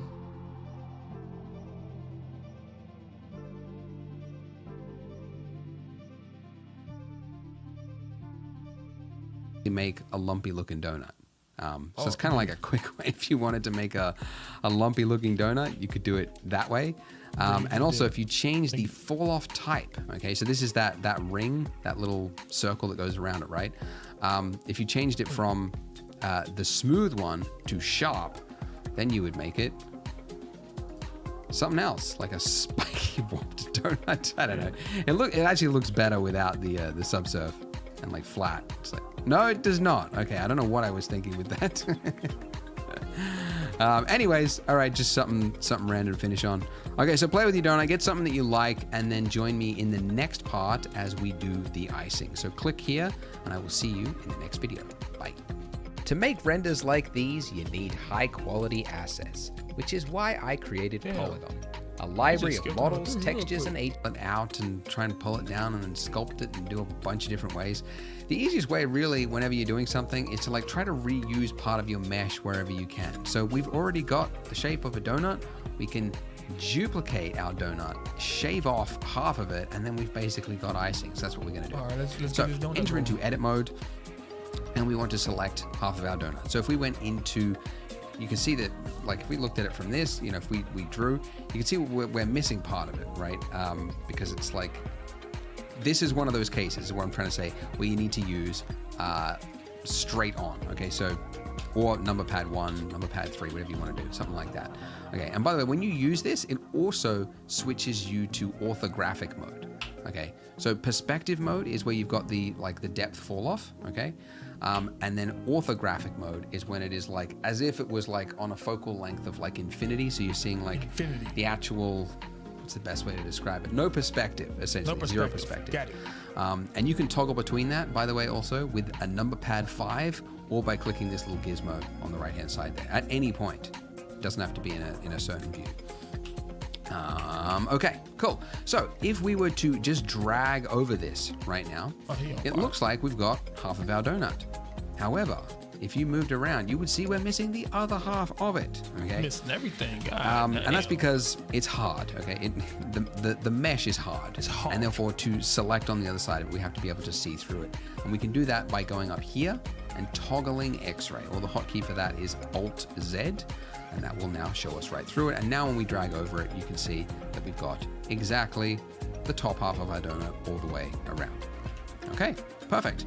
So we want to duplicate this and then separate it. Okay, so I'm going to hit Shift My favorite D, person which is how you ever. duplicate, or you can go If you need me to up 3D Mesh print that and then click on LMKLOL. Duplicate, wherever that would be. Right there. Duplicate at the top. Yeah, but Shift D. This Okay, just now when you do that, the beginning of you can see me that it learning. is now locked onto my cursor, okay? And it's It's on telling there. me, It's on there, where look, do you it's want on to there. place this duplicate? And I don't. I want to leave it exactly where it was. So if I hit escape or right click, it's going to cancel the movement and put exactly where it was, but it has now duplicated it. Now what we want to do is move this once to I its get to own 3D object, modeling because you can see that we've people, now got vertices on top of vertices, then I'll hit you up and about they need to be their 3D own models, separate 3D objects. printed. So to do that, the hotkey is P. What up, Kenyon? How you P feeling? for part of the mesh. Gee, Go what did you just to do? another. The hotkey is P. Oh, P for part of the mesh. Go to another. I don't know. It's P part for of the whatever reason. mesh. It's always been P. And we're looking for selection. So Selection. separate by the selected part of the mesh. Okay. And now in object mode, if we switch out of X-ray mode, you can see that we now have two objects, and actually we can see them up here in the outliner as well. Okay. And now just very quickly, because I know that some of you will have just messed up accidentally, and you are now screaming at the screen, oh no, how am I going to fix this? When you did this step, you duplicated it, you right click to cancel it, and then you accidentally did a single click. If you clicked something else, you've now got mesh on top of a mesh, and you don't know which vertex is which, like which is the one that was Dude, what's the one that you just made, right? There it is. Or which one is the actual donut. So if you ever run into this problem, what you can do is to select only things that are connected, because these are no longer connected. Alright, I think I There's probably bits did that are that. not connected. It's Control L, or just mouse over and then just hit a single L. L for loose parts. Is it? I don't know what it is. Link. Oh, it's linked. Okay, select linked. There you go. Then when you do that, you can actually, find the right part of your mesh. Okay, so now I've actually just got just my donut and then just my icing. Fantastic. Okay, so up here in the outliner, you can see two objects, and it's probably a good time to name it. Okay, so you can name it by just double clicking in the outliner, and we can call Donut. it icing. Another way to name it is if you've just got your object selected anywhere in your 3D viewport. It's the same hotkey as Windows renaming files. It's F2. F2, and I can now type in donut, and there we go. So two Donut. things, and Nice. we could organize it however we want. Cool. Man. So our icing is currently looking like familiar a with this software, skin tight Alex? something. It's got to have some thickness to it, okay? And we can do that with the modifiers. Okay, so going over here to your modifier stack again, we are looking for something called the solidify modifier right here. There really needs to be a search function for the modifier stack, but there's just a lot here at the moment. So solidify, okay. And when we do this, you might not have actually really seen much change. If you went into wireframe mode, which you could do by hitting Z and then dragging to the left to go wireframe, or up here, so this is solid view mode, this is wireframe mode, okay? In wireframe mode, we're able to see just the raw mesh without any faces. You can see that it looks like a donut within a donut, but it's got thickness to it, but it is pointing it in the wrong direction. So this offset setting here from -1, we want to change that to 1. And now go back to solid view. Okay, so that is just a doona of icing. It's a lot. So we're going to turn our thickness down to be something a little more reasonable. And by the way, when you're dragging these values here, here's a tip. You can see that it's like really hard to control because subtle movements is what I need, but it's moving it by a lot. If you hold down Shift, that is not incremental. What is it? Smooth movements? Subtle movements. Yeah. Anyways, holding down Shift when you need to use small numbers. And Control, by the way, will snap it to increments. So I use that actually quite a lot. So yeah, Shift for smooth movements and Control for incremental, or both. Smooth, like subtle and incremental. Anyways, all right, I'm giving you all the hotkeys and everything at once. I hope it is not too much for you. All right, I'm gonna go for like something like a 0.0015 of icing. I want it to look somewhat thick, but like not too thick. Okay. Now, something to keep in mind is that this edge here, it looks kind of weird for a lot of reasons. If we went into flat shading mode, you can see that it's basically created like a hat. What's flat shading mode? A hat on our donut, okay? And the reason for that is the order of our modifiers here. So a modifier is, what is the best way to think of it? Well, it's working from top to bottom. That's how we'll describe it. Okay, modifiers are fantastic because at any point we can change these settings. It is a non-destructive way of working. This subdivision settings that I had before, I think it's too high, so I can come in here and I can change these settings, okay? Make it lighter. If it was not, if I was to apply it or I did it a different way, I could not change those settings. Non-destructive, it is fantastic.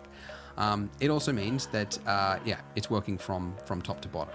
So what I want to do is move this above my subdivision, which I can do by just dragging these dots at the top here, just dragging that up, and you can see that now it's doing look different than mine. if I just turn that off, it's doing the thickness part first, and then it is smoothing it, which means that that edge there that was like this before is now being forced to go like this because of the subsurf, because it adds those points and then it kind of averages them out, which is, how subdiv works. There we go.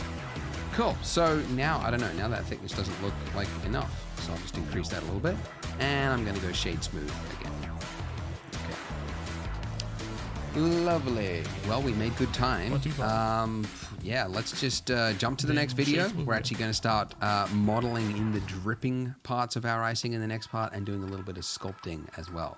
So click here to join me in the next part. You're doing pretty good. Join over 1 million 3D artists who use polygons, models, and textures to help them make better renders faster. Join for free at polygon.com. I gotta get Congrats on not giving up yet. I didn't give up yet. It's always fun. Whenever you release a multi-part tutorial series, it's just fun seeing like the viewership drop after every part and there are as people quit. Like 13 parts. So if you did make it, hey, you're staying on track. You haven't given up yet. No. I do hope that you can all stay through. In this part, we are going to be making our icing look more like icing, more dribbled down rather than like a yarmulke or like half of a bagel or something. Like He called it a yarmulke. I feel like that would look pretty close to a bagel. Yeah, it does. We want to make it look more like icing and also make our donut underneath also have a little bit more shape. So, let's do it. The icing. Okay, now we want to be able to see our mesh and like manipulate things and everything here, but we can't because it's mostly hidden by our solidify modifier. So in your modifier stack over here, if we just uncheck this button here, then it will no longer display in edit mode, so I can work with the mesh here, but then I go back to object mode, then you can see the solidify modifier again. So that's what we want. Oh, that's not what I wanted to do. Okay, so if I was to move this down by hitting G, I gotta turn on my screen keys tool. It's turned off, there we go. If I move this down with G, and then went back to object mode, you can see that we've got something that looks like a little troop, a little dribbly bit. So you can guess we are gonna be doing quite a bit of that. I'm going to turn on proportional editing. Loki looks like a flow HA. So that now when I move down, I can scroll up, scroll down and increase the fall off. And now I can create a big dribbly bit. But you'll notice that straight away, there's a couple of problems. Okay, so for one, this bit is sticking straight out. And then also this bit of our icing is clipping through the donut, which would require a whole bunch of fixing and like manually going in there. It's not good. So it would be great if we could make it snap to the face underneath. And there is a feature just for that. There's a feature. Okay. So the snapping tool is right up here. Okay, this little magnet icon. This thing. Okay. Now quick just overview of snapping. Snapping, you can always, whether you go up there and like turn it on or not, you can always temporarily enable it by holding down Control. Okay. So this default is set to increment. So if I'm moving an object, rotating, scaling, that's okay. Transforming. Okay, so it's snap during transform. If I'm moving it, if I just hold down Control as I move it, I am temporarily restricting its movement to the grid floor underneath it, basically, because that's the increment that it's looking at. okay? So I can only move it when I'm holding down control to that. And that is the exact same thing as if I was to check that, turn that button on, and then move it without hitting control, okay? So there's no difference between holding control or not holding control. It functions the exact same way. It's just that this way lets you do it without having to hold control, basically. But that's also another good point, because there's a hotkey for it. I can't remember what it is, but you sometimes hit it accidentally without realizing, and then you're like, why can't I move things properly? It's all messed up. And that's actually a common beginner question. Why can't I move things? Just check that that's not turned on. Just check, yeah, because it's probably turned on. Anyway, okay, so coming back to our donut here. We want to make sure that that's turned on, and I want to change it from snap to increment to snap to face. Okay, and now that I do this, you can see that if I grab this edge here, sorry, that point there, and I just move it down, you can see that part of it is this edge here, at least, or this point, is now snapping to the face. Okay, but this part is not. Okay, so there. Okay, okay. I'll try not to say that too much. There is a function for this. Underneath snap to project individual elements, which doesn't explain anything really. Like, there's no way you would know that this is the button to push. There's really no clue that that's what to do, but it is. If we check that now, when we use our proportional fall off, anything that falls in the proportional fall off area will now also snap to the face underneath it. And that is how we do it. Now we can do whatever we want here. We can move this around, we can do whatever, and we can make our donut icing look like icing, and it will automatically snap and form the shape of the donut, which is perfect.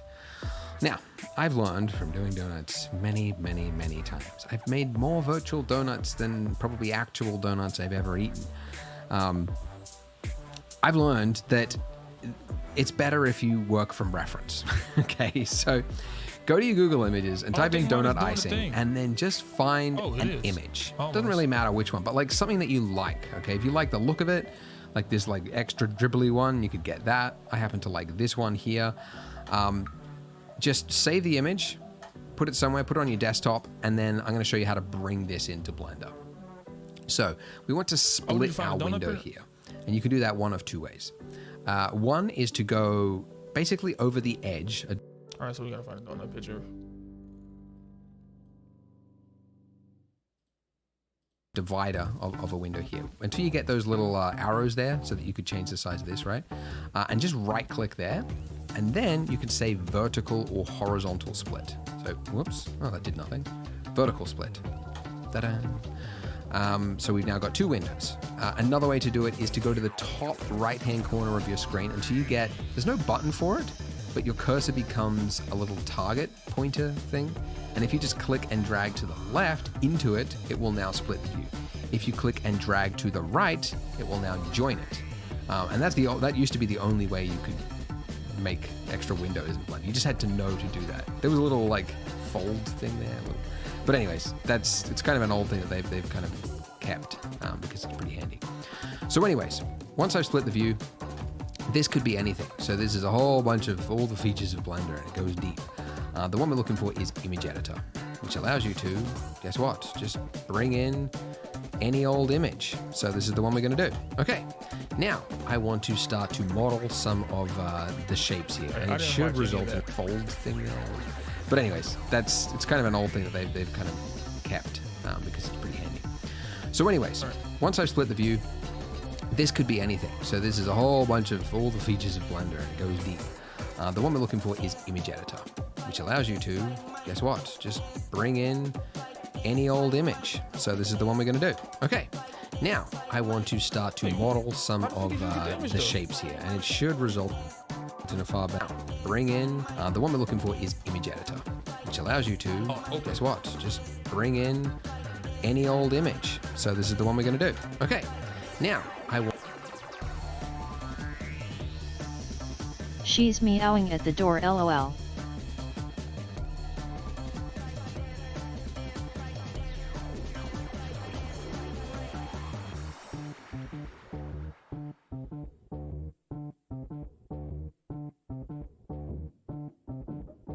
Damn, that bitch big.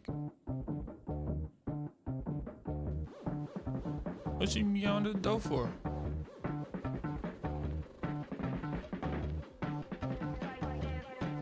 There we go. Want to start to model some of the shapes here, and it should result in a far better one than if I just went by eye. It's one of those lessons you learn that you always think you know how something LOL looks. rolling on the floor and then you laughing. get to the end and you go, it doesn't look really good. And then you go, oh, I should have just used a reference photo because it's totally different than what I imagined. I want to get a t-shirt. How dare you shut a that door, says LOL. reference. Because it's like my biggest piece of advice for artists whenever they ask for feedback. I'm like, just look at reference. You got it wrong. And I do it wrong myself. Anyway.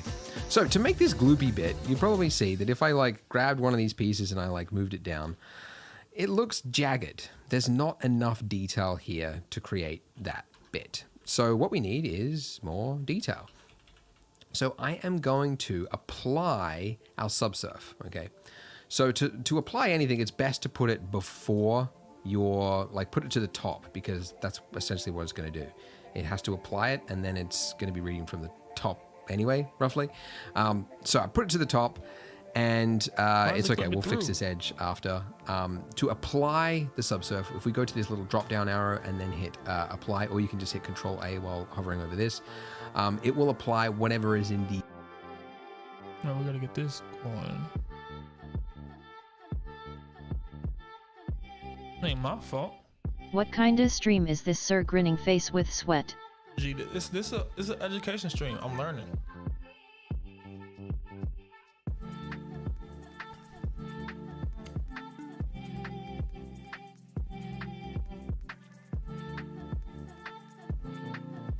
Is it?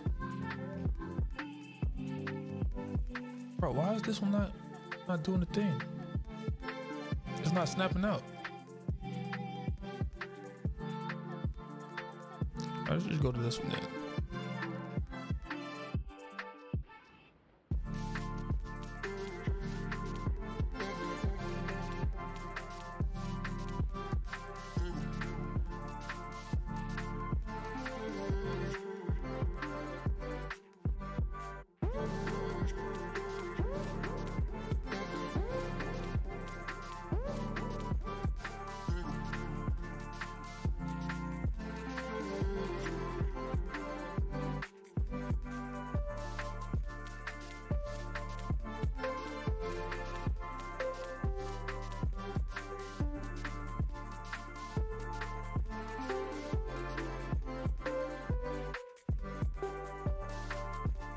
I don't know why this part just doesn't want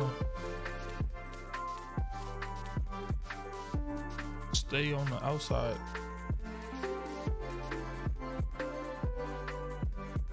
Oh well.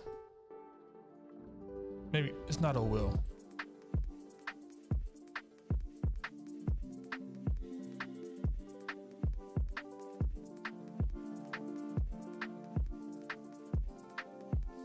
You staying late tonight? No.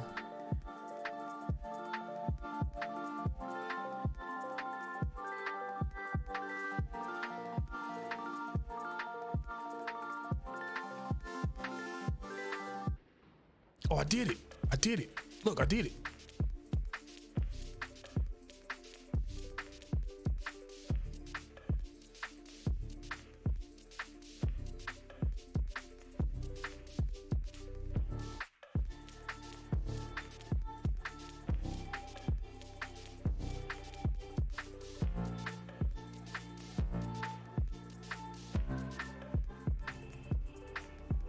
The cool streamer has to stay.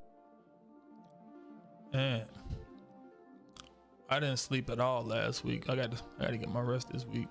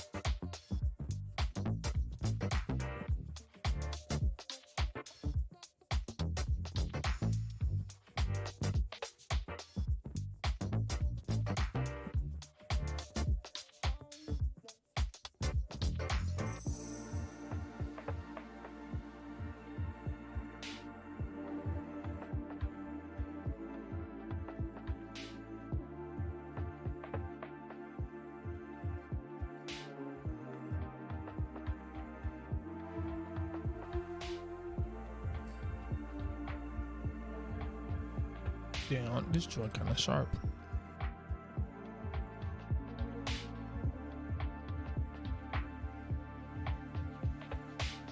Yeah, it was. You didn't sleep at all last week, that's crazy. Yeah, I was staying up until like 3 or 4 every day. When I had to be at work at 8.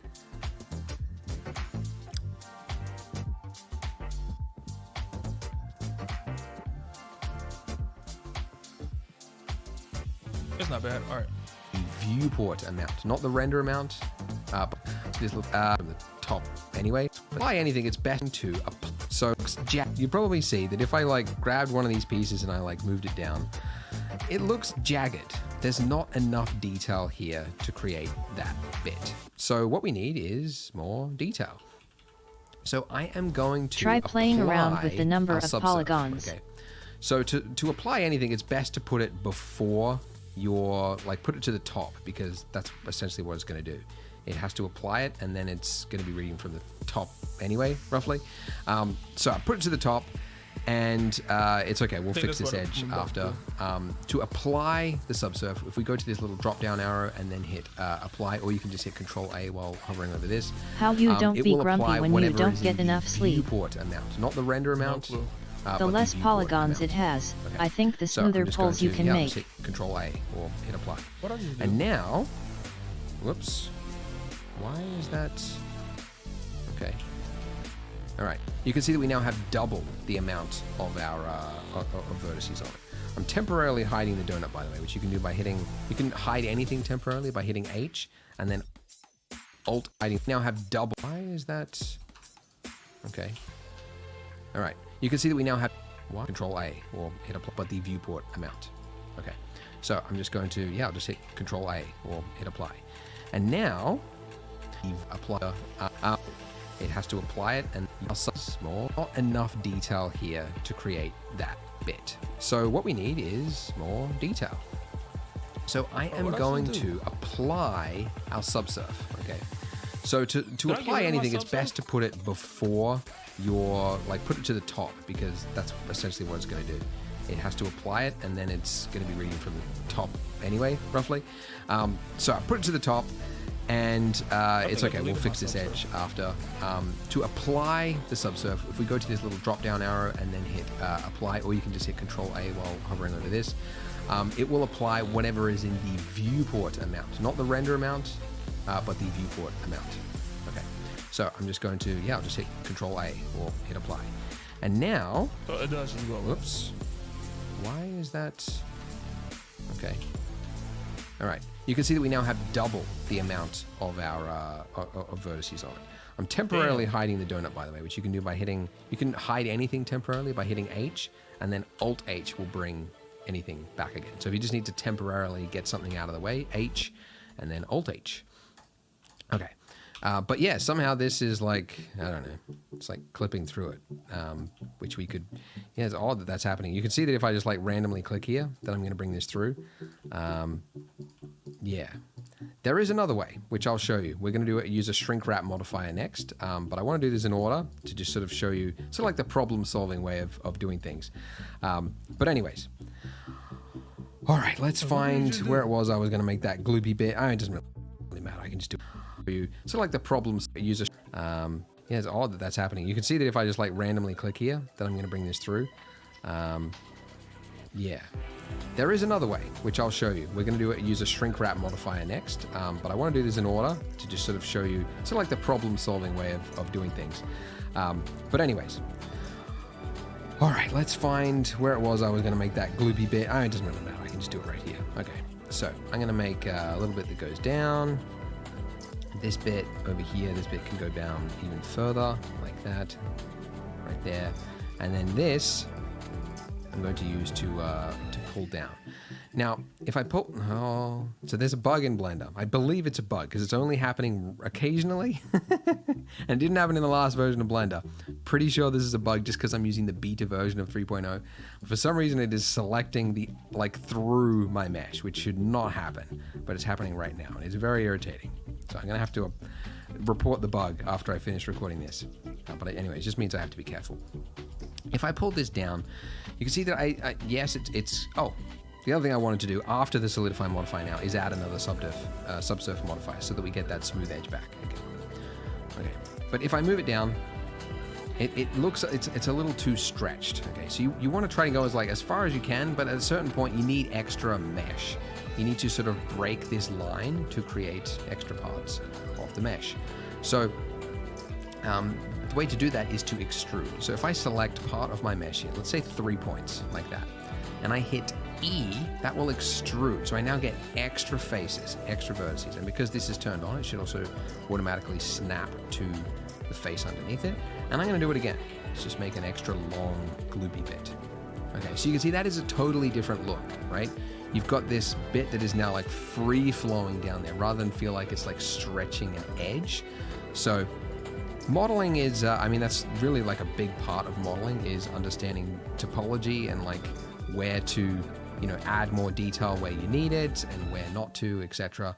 I'm just pinching these in, by the way, by grabbing 2 points and then hitting S. But yeah, but you know, I'm trying to keep this fairly simple for this tutorial. Okay, so I've got that little bit there. Now let's do another little bit that goes next to it. So I'll grab this bit, I'll move this down. Let's grab 2 points. Just make this a short little gloopy bit. Or will it be? Yeah, that looks a little bit weird actually. It's so odd that bug has happened. Never seen that bug before. Bugs get fixed surprisingly quickly in Blender, by the way, if you're curious. They are hard to come across because with an open source software like Blender, like so many people are using it and so many people are reporting bugs that, yeah, it is surprisingly more stable than 3ds Max Maya. I say that now and like people will be raging in the comments. No, it's not. It's you know, but I'm pretty sure that's like fairly well. NGL, I really wish LU had a 3D modeling class. Anyways, not to toot Blender's horn because it's definitely not perfect, but it does seem to be fairly stable. That's one of its great points. All right, and you know what? I might make another little gloopy bit over here. You know, I don't want to make this, you know, these parts too long, but I do want to make this look good, and I want to show you sort of the thought process that goes into it. Because some people will then go like, why does his donut tutorial take, you know, why does it take 6 hours to make a donut? Well, it doesn't. But I can do it really quick if you want, but you won't learn anything.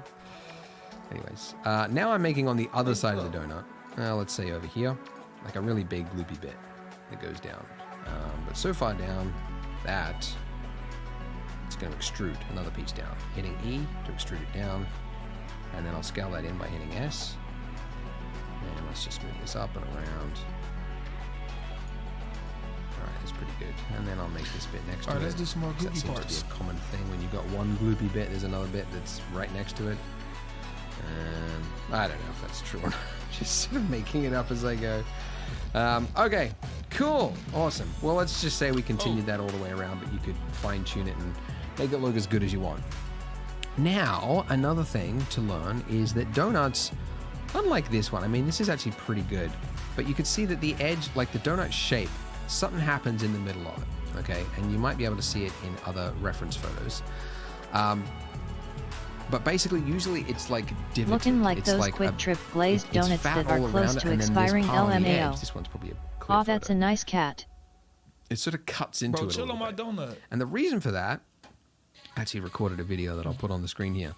The reason for that is that when it's cooked, it's put into a fryer. It sits and it just like floats. So half of it is submerged in this fryer, and then it flips, and then they do the other half. So the part that's like resting on the surface of the oil usually is cooked less because I guess the oil is less hot, I guess. But I guess it would depend on the buoyancy of the donut, so maybe it doesn't happen all the time. But evidently, that seems to be one component of a donut, is that it has that bit that sort of goes in. So it's like it's fat up top, it goes in a little bit, and it's fat down the bottom again. So let's do that in edit mode with our donut. But we need more geometry. Same problem as we did with the donut icing straight away. Damn, hold up, we've got the same problem here. So I'm going to apply my subsurf. Damn, hold up, cuz I need to get my.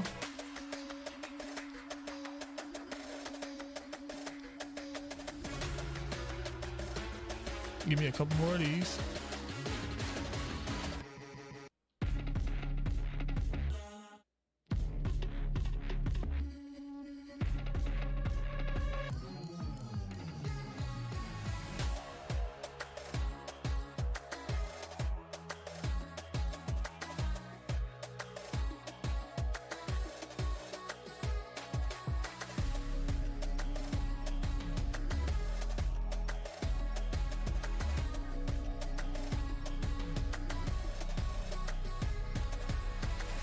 right, get those.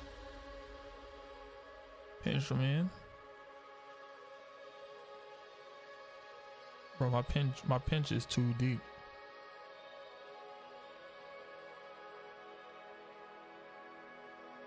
Bro, that's good enough right there. Wait, I need one on this side too.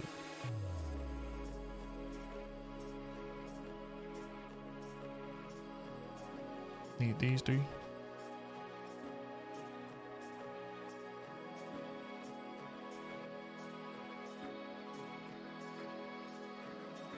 Yeah, 3D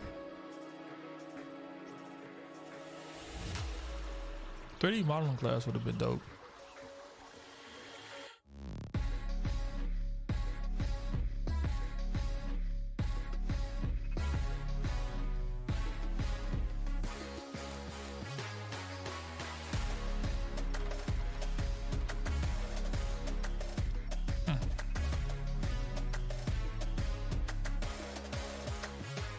Ooey gooey. Get that ooey gooey. Modifier. Over here, hit apply. Now I've got double the geometry.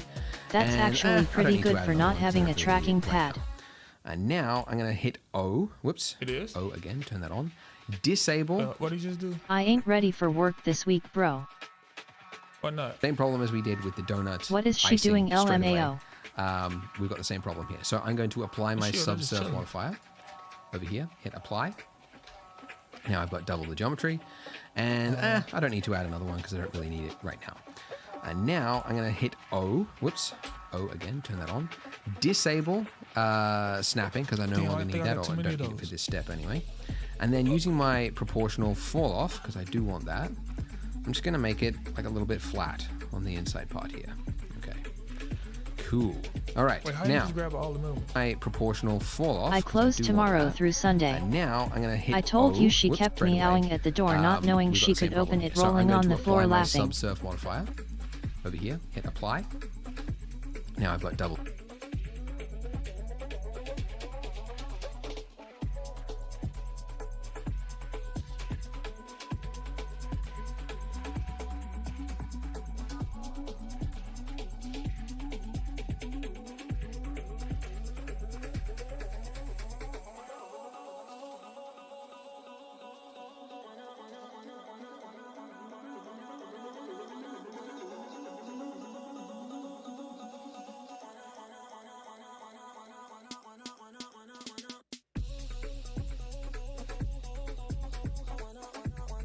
Wait a minute.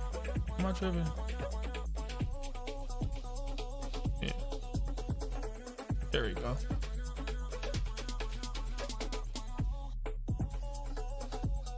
So you just wanted to be in here.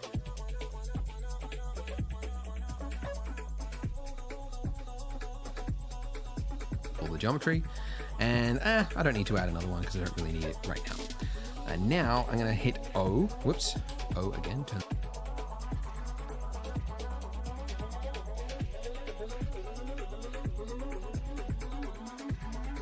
Alt, left click.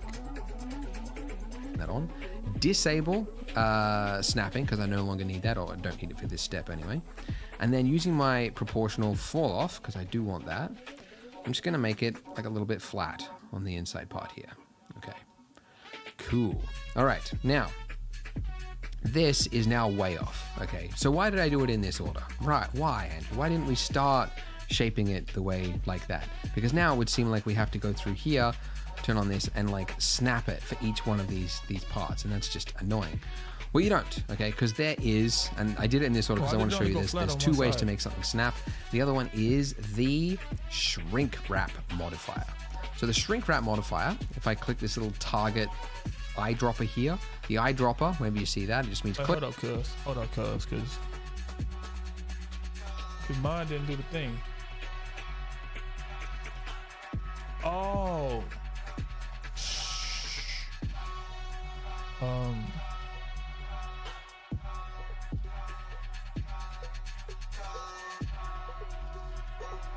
Grab it. Damn.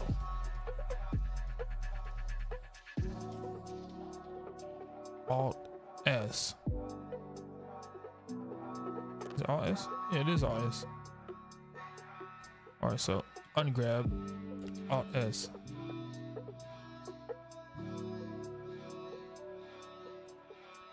All right, ungrab that too.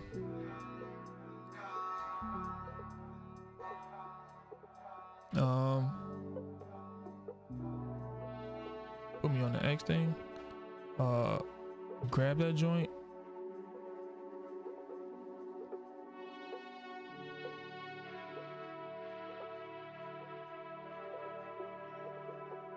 Wait, how did he get it to go sideways?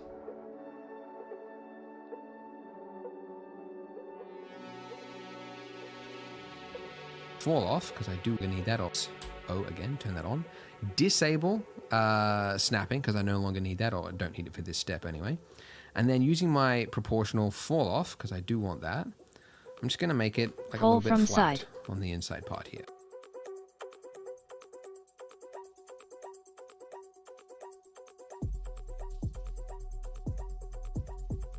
All right, so that was, nope, hold on.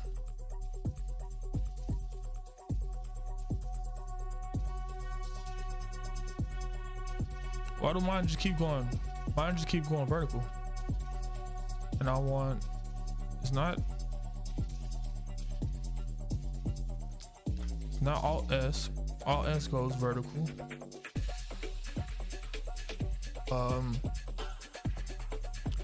Double G just goes vertical.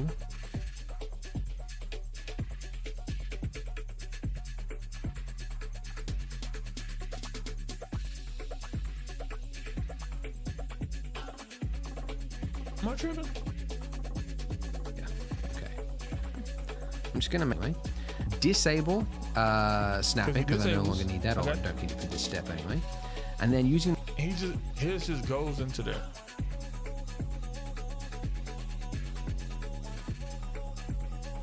What's his orientation at? Same as mine. Or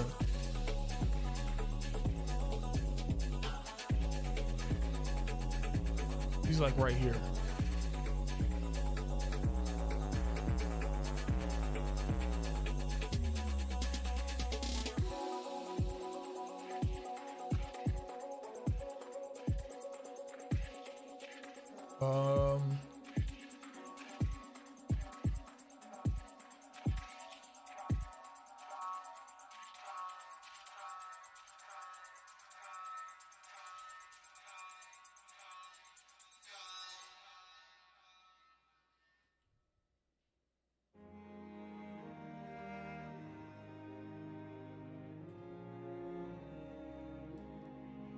Check tool settings.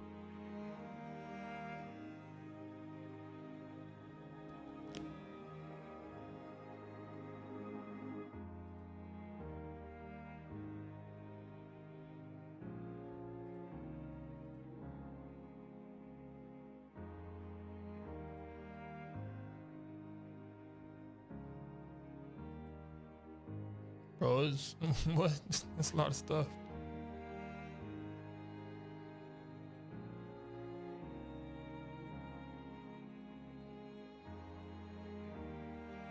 Bro, what did I just do? Wait. my proportional snapping, because I no longer need that, or I don't need it for this step anyway.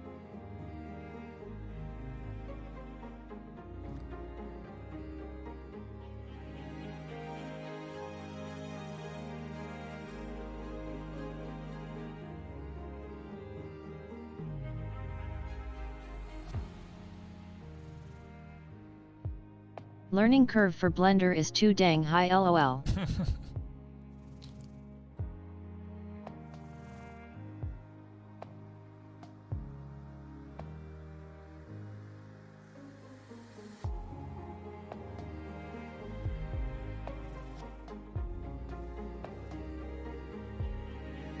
Move proportion size.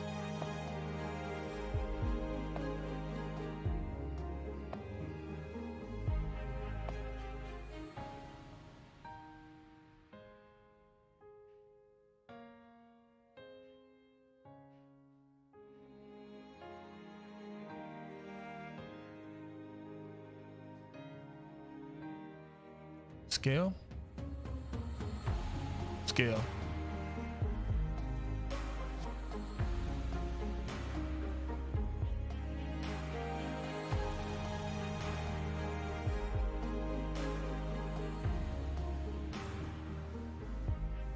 Anyway, and then using I my figured it out. proportional fall off, because I do want that, I'm just going to make it like a little bit flat on the inside part here. Okay, cool. All right, now Are you able to right-click this that is push now way PL off. setting for Okay, more so options? why did I do it in this order? Right, why, Andrew? Why didn't we start Well, it was shaping a it the scale way thing. like that? Because now it would seem like we have to go that's through scale. here, turn on this, and like snap it for each one of these parts, and that's just annoying. Well, you don't, okay? Because there is, and I did it in this order because I want to show you there's two ways to make something snap. The other one is the shrink wrap modifier. So the shrink wrap modifier, if I click this little target eyedropper here, the eyedropper, whenever you see that, it just means click it and then select on your viewport which object you want to target. If you hit that, it will now snap to the mesh. Now, what's happened? Why does it look like, I don't know, pretty cool pattern, but yeah. Why is it doing that? Why does It's yours because look better of the than mine? order of your modifier. So if something doesn't look right, check the order of your modifiers. It's working top to bottom. So it's giving thickness first, and then later on it's shrink wrapping it to it. So obviously that's not right. Shrink wrapping goes first. Now that we've done that, you can see this is what it looked like before, this is what it looks like after. So shrink wrap modifier will try to find the shortest distance between each of these points and the mesh underneath it. Hey, we're doing pretty good. And it just so happens to usually get it right. think Just we're check doing the pretty good. inside part, make sure there's no problems there. But yeah, that's how you can do it. So now we've got something that looks a little bit more like the shape of a donut, right? Because the edges kinda looks like a donut, right? The sides of it are not jutting out. They seem to be flat. And that's kind of cool. That's kind of what we want. I might actually make this bottom bit just a little bit My fatter. donut's a little So I'm bit gonna hit, overglazed. Alt-S on this. Oop, just turn off this. Alt-S, just make this a little bit chunkier. Yo, Just add a little bit of interest to it.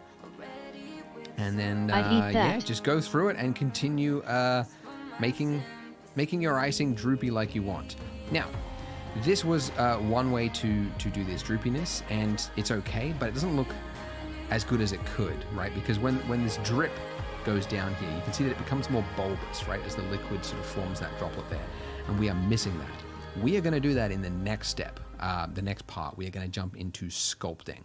So just basically create the basic sort of form that you want, but we're going to do more detail and learn about another tool of Blender, sculpting, in the next part. So Let's go ahead, go. click here on the screen, and I will see you in the next part. See why professionals like Oscar Bro, this is Woinski going trust too Polygon for their fast. models and textures. Sign up for free at polygon.com to see the difference that high quality assets can make to your renders. Actually, I Welcome to didn't even part sign up 5. for Polygon. We have, up until this point, just been working in edit mode, right? Yeah. And manually coming in here with our points and sort of moving and manipulating them.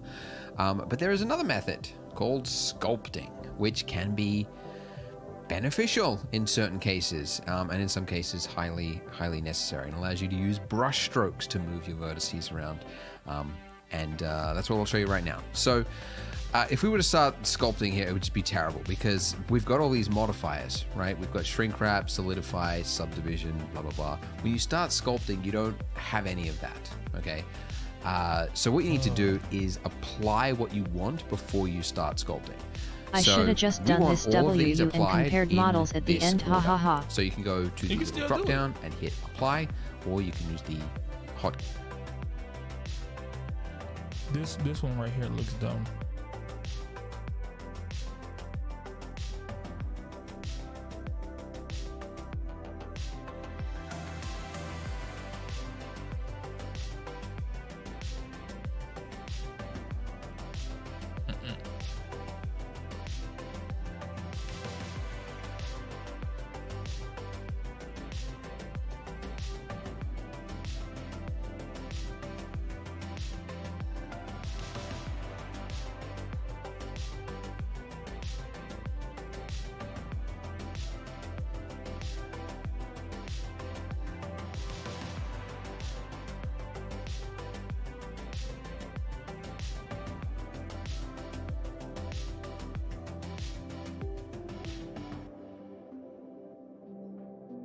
I made Buck's knife from Ice Age the Meltdown. 3D printed it and made my wife's cat wear it. What the hell I just do to my thing?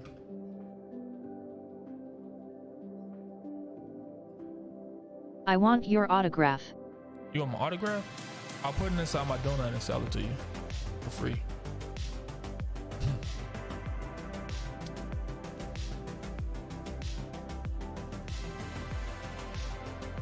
Why do I have 3? What the fuck? No. What?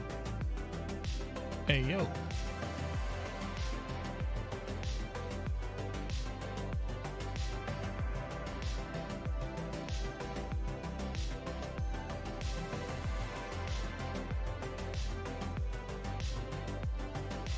Why is there so many of these? Can I delete these? That's an awesome idea. Actually put FR for FrenzicRevoke on the donut.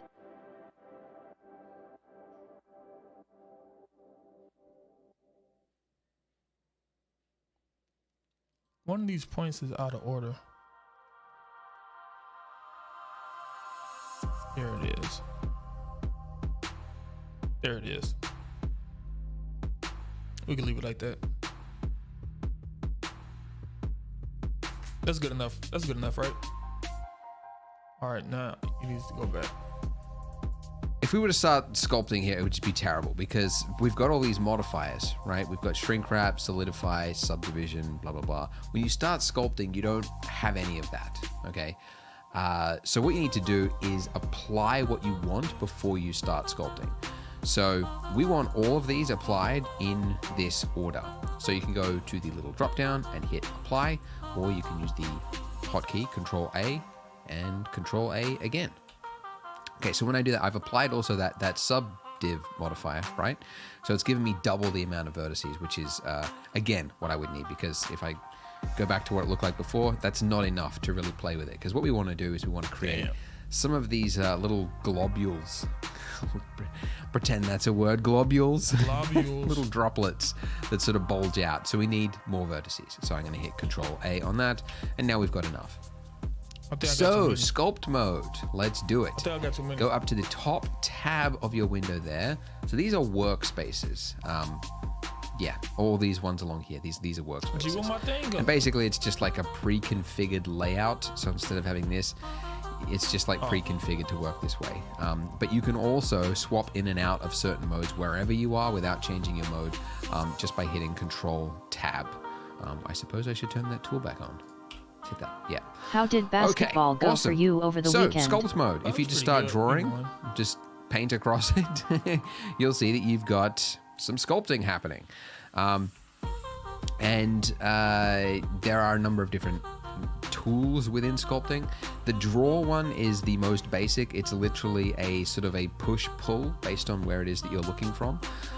It'll just basically push the surface out towards you. And then the opposite of that, if you hold down Control, that is sort of the reverse of a brush. So you can see that it's now digging into it. So a whole bunch of these you could use. I'd say the most common is it's probably grab, which you can use by just tapping G or hitting that one down there.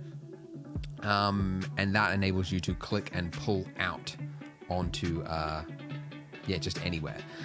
Now the brush size of this is really small. So you can change the brush size up here. I don't know why, but my mouse is doing this weird thing where I just doesn't register my movement until like I start moving. It's very bizarre.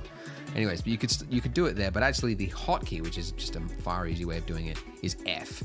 And then F, you just drag out until you've got the size that you want, basically, and then you just do a single click. And then Shift F will give you the strength. So you can see in the top, actually, as I move, you can see the strength value changing there as well. But I'll just leave that as the default, and you can see, now dragging makes a lot more sense. So, what is the difference between like using grab here and then using it here? I mean, it's just like ease of use, like which one makes more sense depending on what it is that you're trying to do. So some people would find that working with grab in certain areas would be preferable, and then others might find, as I do sometimes, that you want to see the mesh. You want to actually be able to like control it and take vertices and move them on specific axes.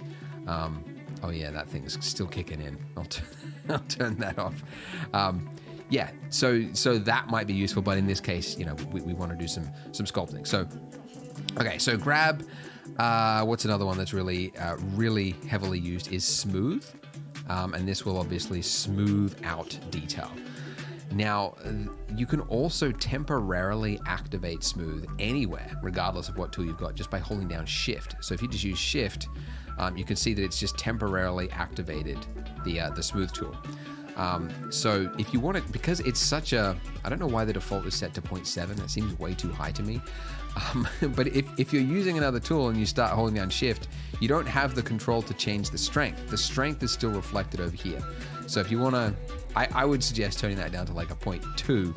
And then when you use it, it's like now a lot more subtle when you use the smooth tool. Okay, now the other one that, I'd say it's pretty heavily used, even for sculpting characters and things, is inflate, and that is the one that we really want to use here for these globules. So if I just click in one place and I don't move my mouse, it doesn't build upon it unless you've got airbrush as a setting turned on. So you can see if you hit N, you're on your properties, and then go to tool, this is showing your active tool. It's also here, by the way. So these are your properties, right, for your scene and everything else. But this one at the top there is active tool. So what is the difference between this and this? Nothing. It's completely the same. It was just a habit that I went to properties. But yeah, it's over here now. So if you turn on, let me just find it actually. There it is, airbrush. So if you, basically that enables you to, you don't have to like move your mouse. You could just click on it and leave it wherever it is that you want, and then it will just build upon that area basically. So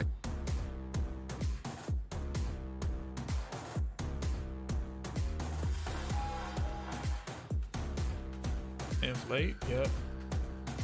Is he in advanced? No, he's in stroke.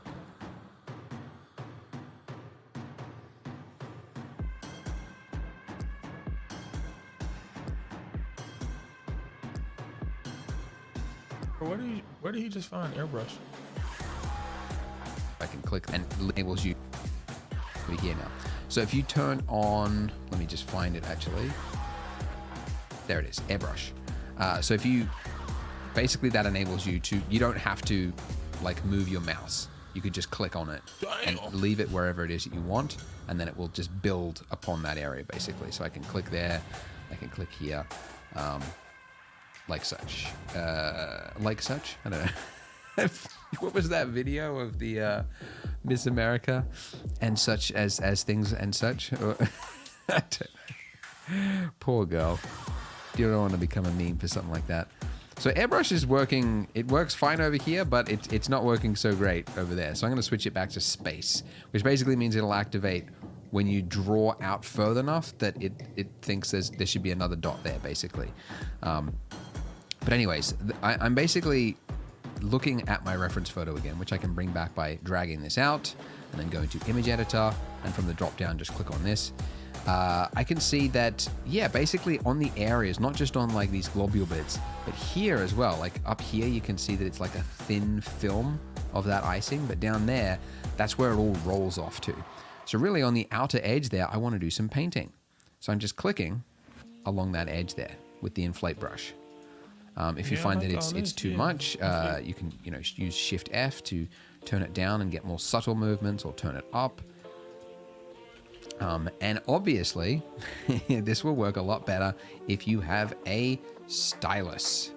So a stylus has the one big advantage. I mean, not just because it's, you can flick your wrist. That's not really the big advantage of styluses. It's more so because you've got pen pressure. So you can subtly do like dit, dit, dit, dit, dit, and then and taper it and do different pen pressures. It's like even like really basic styluses will have like 2,000 levels of pen pressure that it'll detect as your fingers like pushing on it or whatnot. Whereas your mouse has one. It's a binary on and off thing. So I'm using mouse right now because I know that most of you watching are also using a mouse. So I want to show you that it is possible. But I also want to say I recommend getting a stylus if you can afford it. And especially if you want to get into characters, or, you know, don't rush out and invest in something before you're absolutely sure that you enjoy Blender and that this is something you want to do. But at some point, you'll probably realize as you get into 3D more that, you know, a stylus is probably a worthwhile investment. I challenge you to bowling. Bowling need a new cheap, opponent. Man.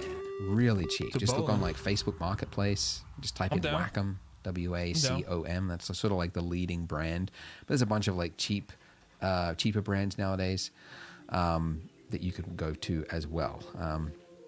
Anyways, another one I'm going to do is just across here, because we got the sculpt brush out. Why not just add a little bit of variance? Oh, the strength is too high. I'll turn that down. Can I A go? little bit of variance to I like bowling too, top, LOL. our icing here. Copyright me. Why not? So I'm just doing a few little dabs, a dab here, a dab there, just to give a little bit of a wavy surface. Why not? How And many then also strikes down can here, you get? although it's not really going to be seen that much, I'll just make sure that there's a little bit of variance here. Right? It's usually where it's like, it's all sort of mushed together in the center anyway. Would there be like a little bit of the dough sticking out underneath? I don't know. Donut shops are popular, man. Like, I don't know if that's like a revelation to anyone else, but like, I don't know. I try to eat healthy and like avoid sugary things, right? And so I just, for my whole life, I've just been ignoring like donut shops. But then I went there to take a like reference photo, or that video that I showed you. Perfect game. and, 300 I strikes was like, all wow, those are across the board. cute. I've seen it done before. And it wasn't like a artisanal $212. donut shop or anything. This was just like your regular Donut King, just in the shopping center. I was like, wow. So there are people that are just like, gotta go do my groceries, buy a donut. Not judging, okay. Well, I mean, look, okay, everybody judges, but it's one of those things where it's like, you think the rest of the world is how you view it, right? But it's not. Everyone's got their own snacks. Some people would say that me eating nuts is a poor idea of a snack. Maybe it is. All right. Looking at my donut here, let's do some more. Yeah, might as well. We got the sculpt brush out. So select your donut. If you can't do that, you have to Control Tab. This is how I'm doing this, or you can go up here.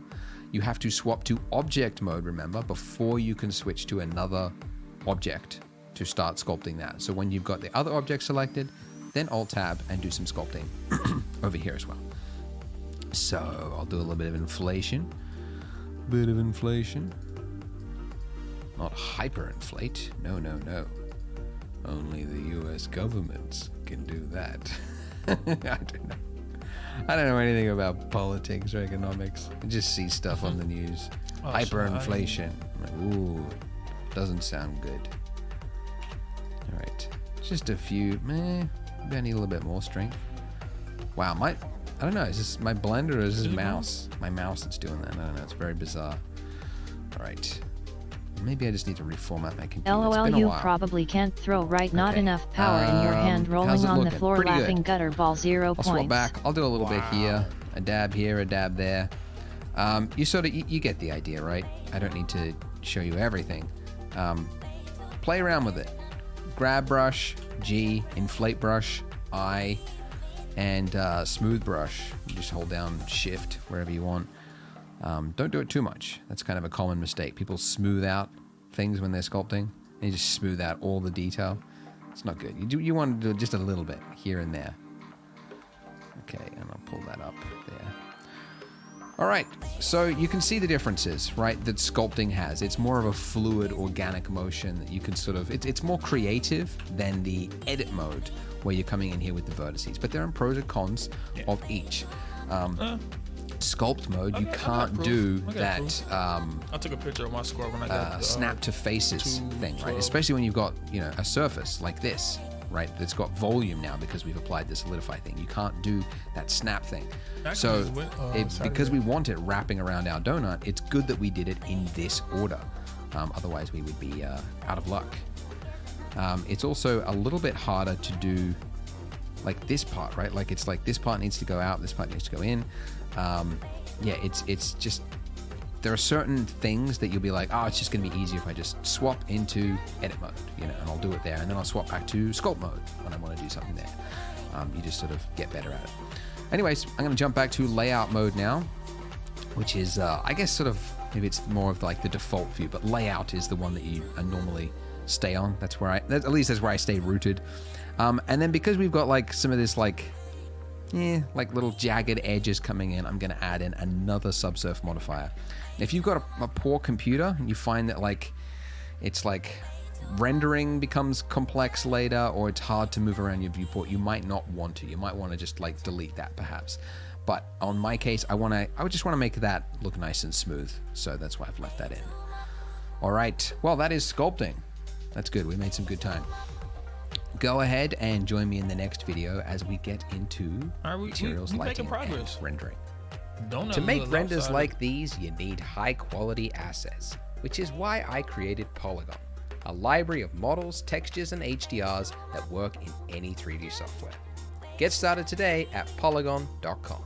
We have a juicy looking delicious donut.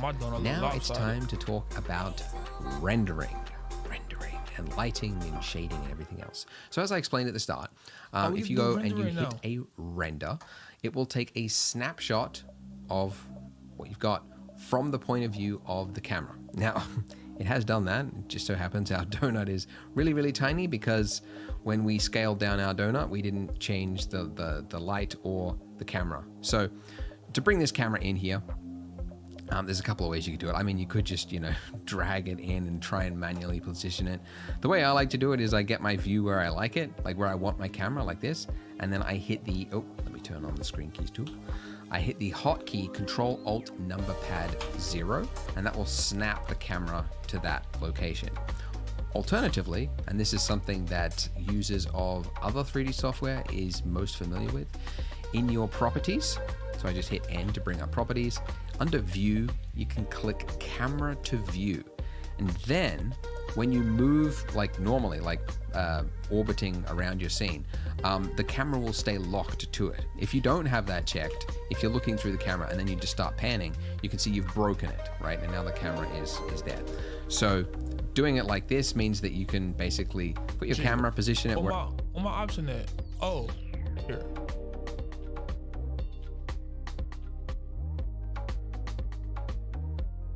Wherever you want it, and it'll always stay locked. Some basically, right, you don't have a camera, that's where I drag it in and try and manually position it.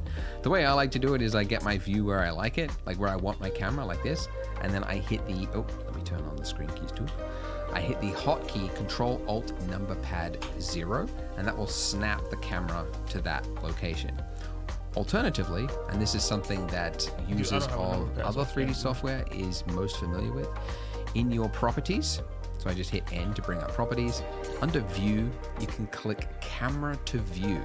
And then when you move like normally, like orbiting around your scene, the camera will stay locked to it. If you don't have that checked, if you're looking through the camera and then you just start panning, you can see you've broken it, right? And now the camera is there.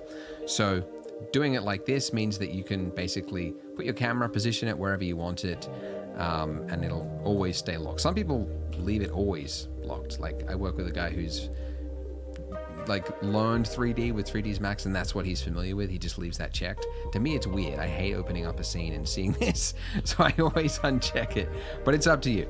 Anyways, okay, position my camera there. I hit render. All right, the light is really far away. Let's bring the light in to be somewhere close by. Here's another hotkey that's actually pretty convenient in this case. The lamps.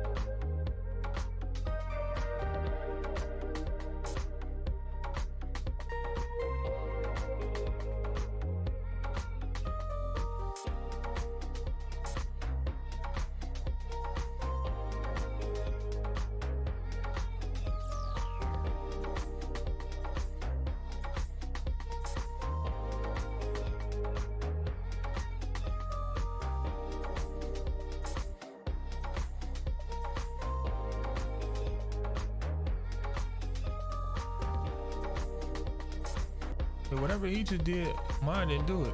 It has done that. It just so happens So my our camera's donut still is way over really, there. really tiny because when we scaled down our donut, we didn't change the light or the camera. So to bring this camera in here, there's a couple of ways you could do it. I mean, you could just, you know, drag it in. Wait. There was a thing in preferences what I could do.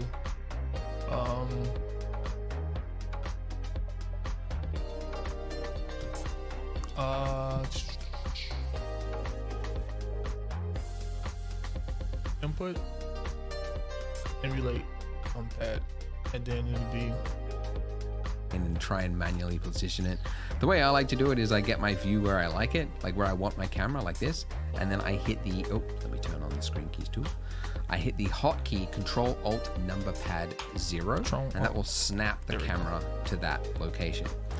Alternatively, and this is something that users of other 3D software is most familiar with, in your properties, so I just hit N to bring up properties. Under view, you can click camera to view. And then when you move like normally, like orbiting around your scene, the camera will stay locked to it. If you don't have that checked, if you're looking through the camera and then you just start panning, this you can is see you've actually broken quite it, interesting. Right? And now the camera is there. So doing it like this means that you can basically put your camera, position it wherever you want it, and it'll always stay locked. Some people leave it always locked. Like I work with a guy who's like learned 3D with 3ds Max, and that's what he's familiar with. He just leaves that checked. To me, it's weird. I hate opening up a scene and seeing this, so I always uncheck it, but it's up to you. Anyways, okay, position my camera there. I hit render. All right, the light is really far away. Let's bring the light in to be somewhere close by. Here's another hotkey that's actually pretty convenient in this case. The lamp's all the way over there. Our donut is there. If you hit Alt-G, that will actually snap any How are you object, able any to go to selected work object the to next the morning center after of just the 3 to 3D 4 viewport, hours of which is where sleep these and work axes your lines shift and your intersect, body which doesn't just so shut happens down to while be you where at work? our donut is. So I'll just move this over here, like that, just so we've got like some basic directional light left to right. Takes this off. And out.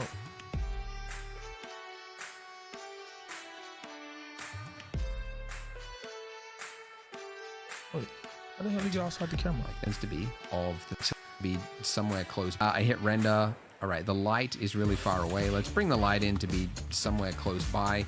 Here's another hotkey that's actually. Maybe. You could always choose a day and be like, hey guys, we are going to be doing something different today or something, yeah, no.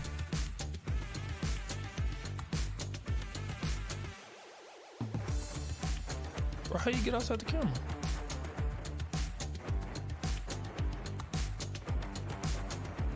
Yeah, I'm down for that.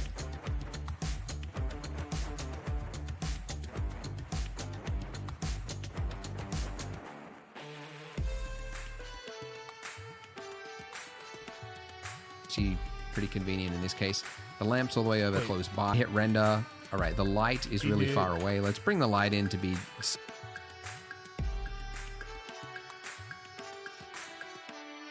There we go.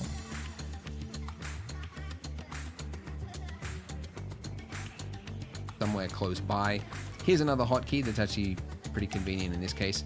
The lamp's all the way over there. Our donut is there. If you hit Alt-G, that will actually snap any object, any selected object to the center of the 3D viewport, which is where these axes lines intersect, which just so happens to be where our donut is.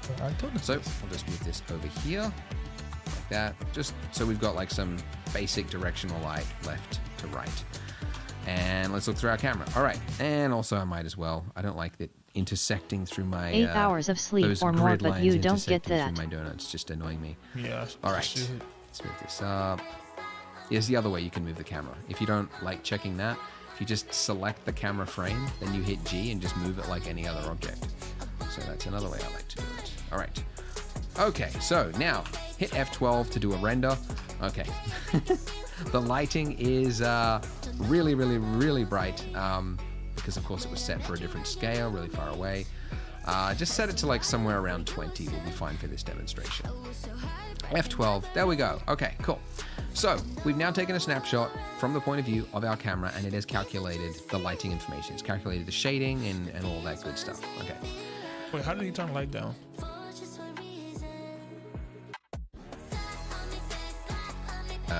Those grid lines intersecting through my donuts just annoying me. All right, let's move this up. Here's the other way you can move the camera. If you don't like checking that, if you just select the camera frame, then you hit G and just move it like any other object. So that's another way I like to do it. All right. Okay, so now hit F12 to do a render. Okay. The lighting is really, really, really bright because, of course, it was set for a different scale, really far away. Just set it to like somewhere around 20 will be fine for this demonstration. F12, there we go. Okay, cool. Have you ever slept in on a Saturday or Sunday when you free? I'm usually not free.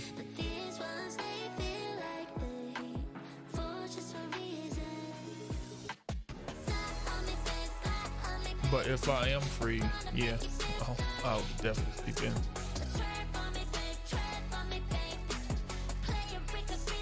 Am I sugar? Oh.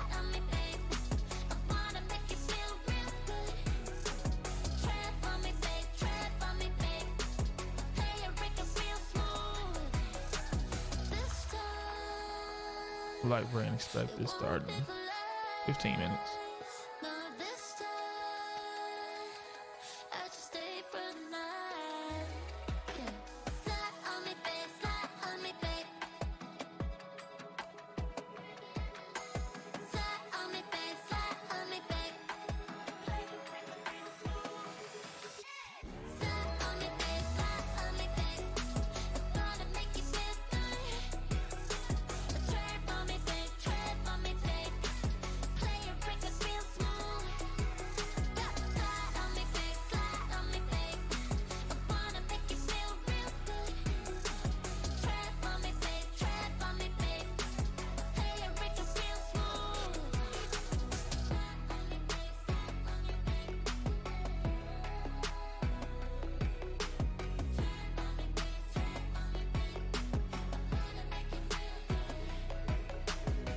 Damn, hold on. I did that wrong. Shit.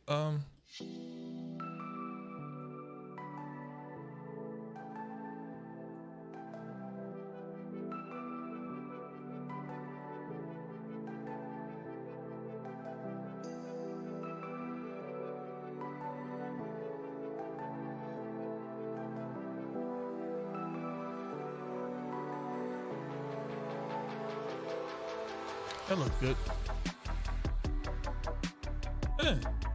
Not bad. We've now taken a snapshot from the point of view of our camera, and it has calculated the lighting information. It's calculated the Arm shading wrestling and challenge. all If that I good win, stuff. you have to stay past 12 face with tears of There is joy. a way, though, to see that exact result in your viewport. And you can do that. Top right-hand corner, Wait, who am I? viewport shading, set the method to rendered. Ooh. Haha. And now look at that. We have the exact same result as if we were to hit F12, but we have it in real time as we pan around. So this is the rendered view mode. You can also change this at any point just by holding down Z or Z on your keyboard and just dragging out. So solid view, that's the one that we've been using up until this point. Arm wrestling. There's also wireframe, and this will just show you the mesh, which is handy sometimes. Pretty similar, by the way, to this one, X-ray, but just different. And then you've got material preview, which is it's used for material previews. It's basically, it uses like an HDR light. So instead of the lighting that you've got in your scene, it's just like a quick way to preview materials because it uses an HDR so you can see reflections and everything else. LOL, you must be to weak. quickly You test won't things. accept my But challenge. Face rendered. with tears There you of go. joy. We've got rendered. You know, So how is it that we're able to, like see things in real time and whatnot? Because rendering is normally a very, very intensive process for the CPU and the processor. It has to calculate all this lighting and shading information. And that is where we need to talk about render engines. By the way, the size of this camera is bugging me. I'm just going to change the viewport display of this. Won't make any difference to a render. It's just for the viewport, just something more reasonable. Some Sundays you sleep like 12 to 14 hours straight. LMAO. If you scared, it's okay. Face with tears of joy. Yeah, some Sundays.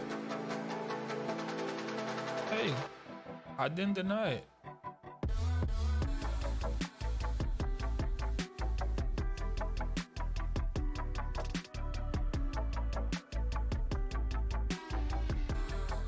What did you turn it down? Okay, render engines. Okay, What did you turn it down to?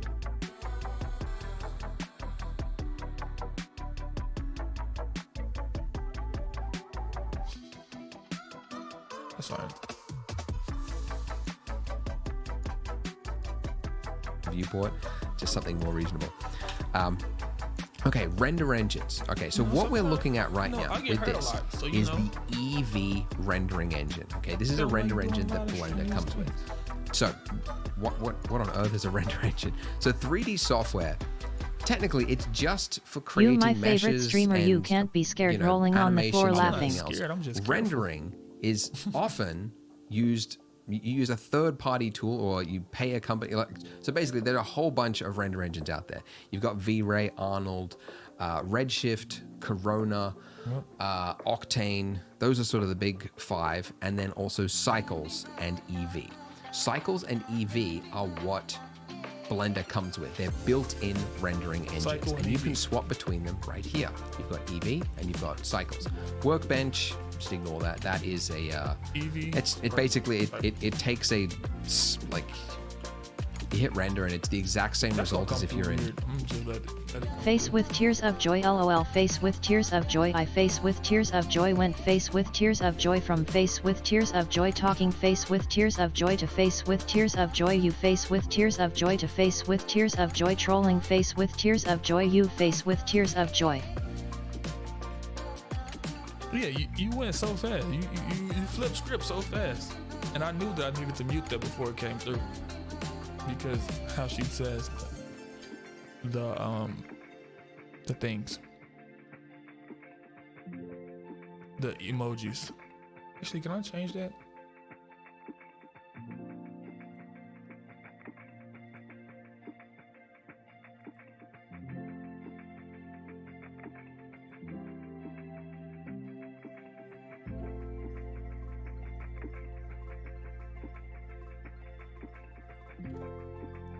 Read emoticons and emojis in the messages. Yeah. Damn.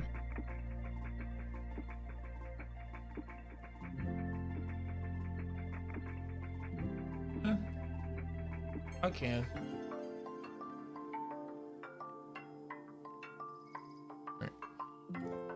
Cause I'm mad at you, won't stay past 12, at least 12:30. Face with tears of joy. Like the viewport kind of thing. It's used for basically like taking screenshots, essentially, for like breakdowns and things.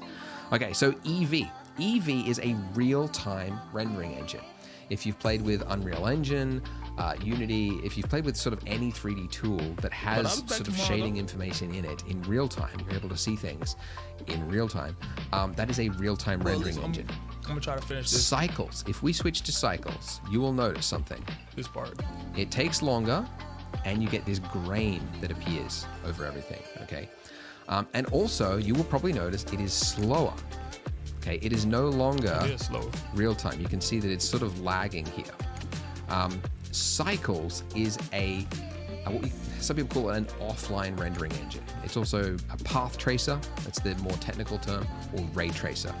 What Cycles is doing that EV is not is it is calculating light bounces.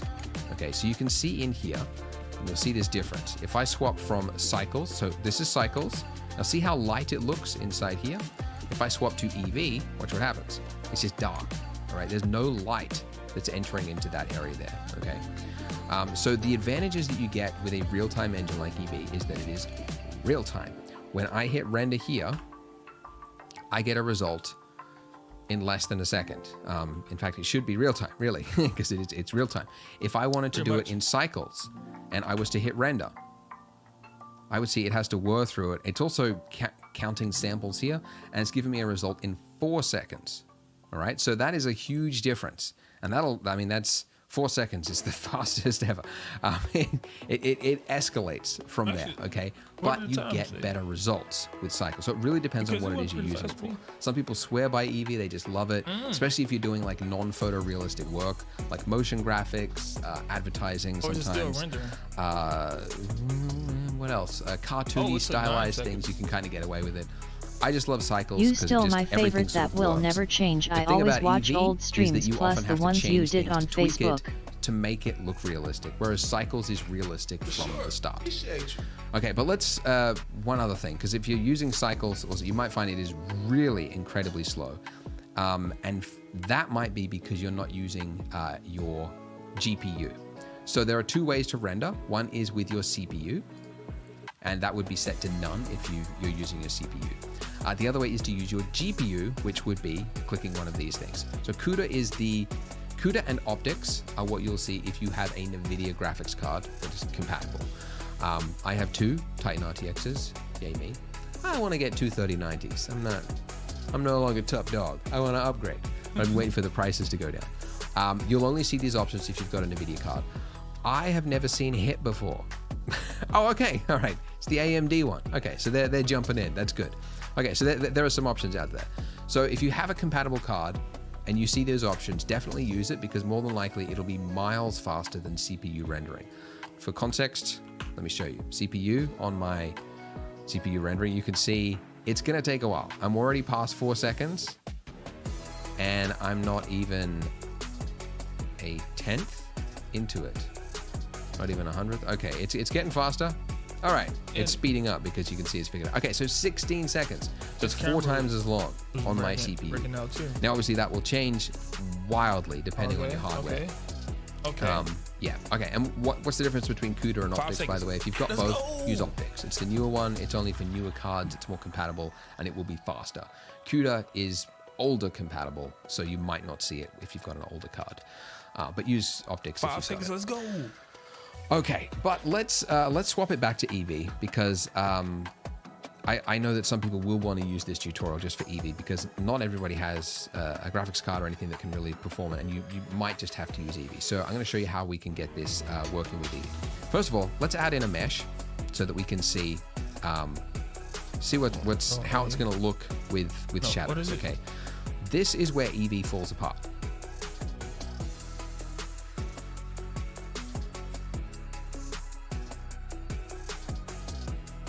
And you might just have to use Eevee. So I'm going to show you how we can get this working with Eevee. What is it? Shift A? Yeah.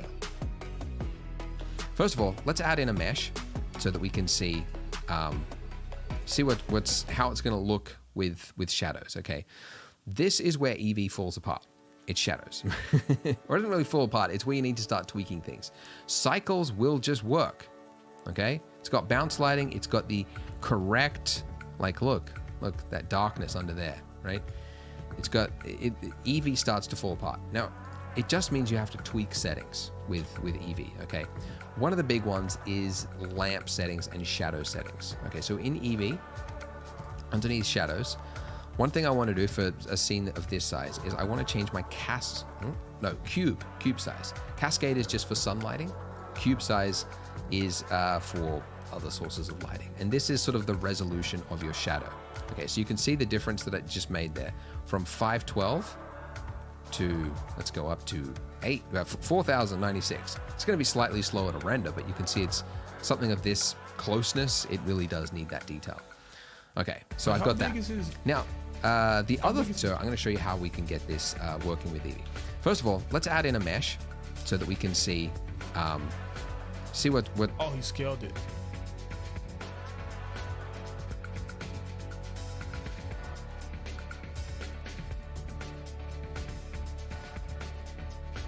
How it's going to look with shadows. Okay, this is where Eevee falls apart. It's shadows, or it doesn't really fall apart. It's where you need to start tweaking things. Cycles will just work. Okay, it's got bounce lighting. It's got the correct, like, look that darkness under there, right?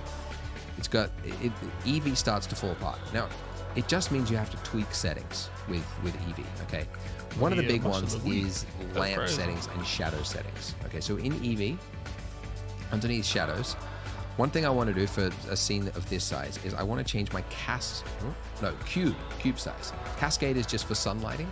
Cube size is for other sources of lighting. And this is sort of the resolution of your shadow.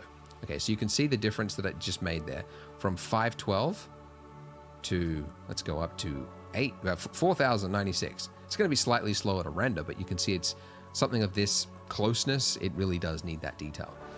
Okay, so I've got that.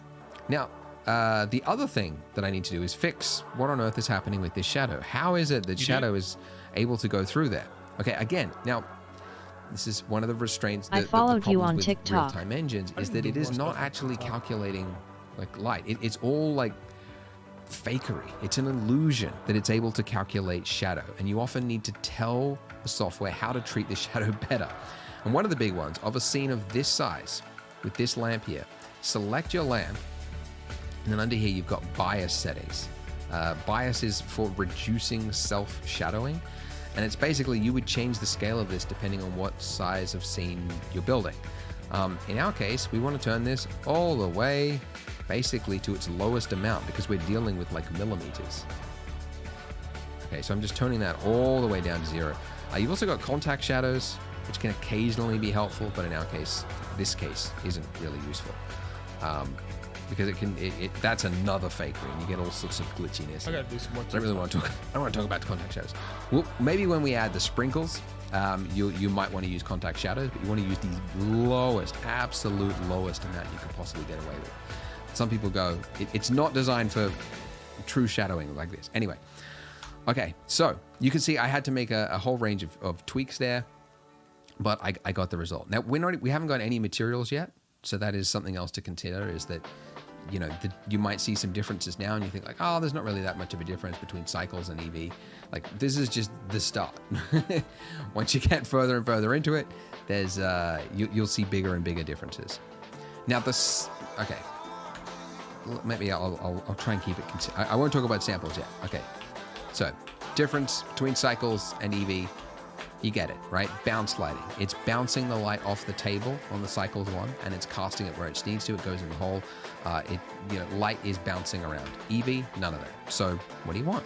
You might prefer the EV one. You might be totally fine with it. Something you have to do with the EV, for example, is ambient occlusion, which will calculate basically in crevices and things. It will do what cycles does by default without needing to use that, right? That darkening of the effect there. So again, EV, you got to turn on things to try to make it look realistic, whereas cycles is realistic by default.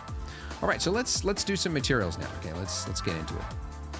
With my icing here selected, I'm going to click the material icon here, and I'll move this up so the head's not blocking everything, and I'll add a new material. Okay, now we'll get more into materials later on, but you can see there's a lot of settings here, a lot. Now this is the principled shader. It's actually based off of Disney's principled BSDF paper they put out.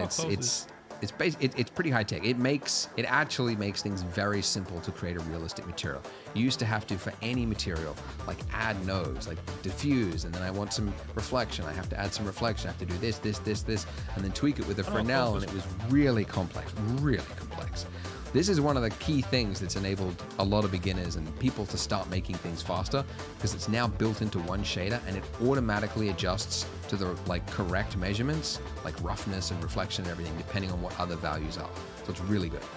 The one that you're probably looking for just color is base color. So I'll just set that to a nice pink color. All right. Then the other big one you change a lot is roughness down here. And this is the glossiness. It's often, roughness and glossy values. Different renderers call them different things. Glossy, is what other renderers call it. Roughness. They're inverts of each other, basically. Glossy is the invert of roughness, but it's the same sort of thing. So I want this is like how wet, like how freshly iced do you want your donut to look? I find it real icing, it's probably more around about like a 0.25 or something like that. But I like it to look a little wet. It looks, in my opinion, more delicious when it's got some wetness to it. Joint wet. We'll get more into it as we do other things later on, but just as the basics.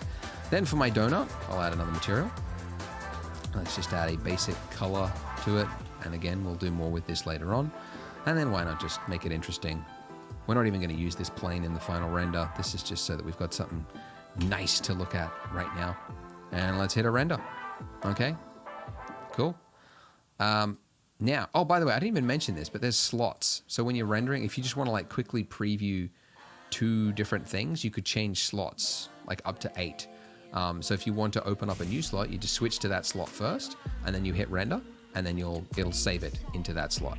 In my case, I'm going to put it in slot 2 again to override my cycles one, and I'll switch back to cycles.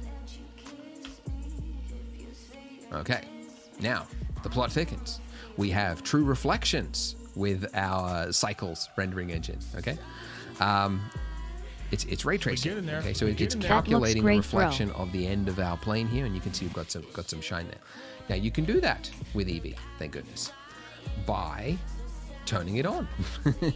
So again, some things you have to turn on: screen space reflections, and now you can see I've got a little bit of reflections coming off it. Okay, something else. Screen space reflection.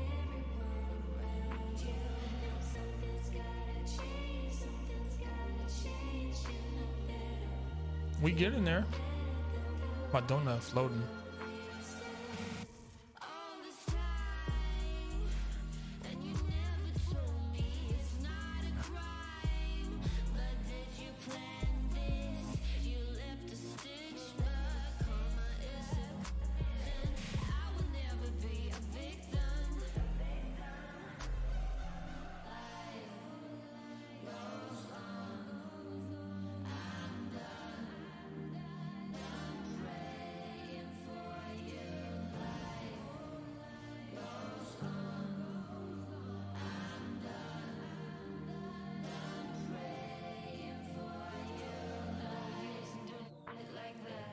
Oh no.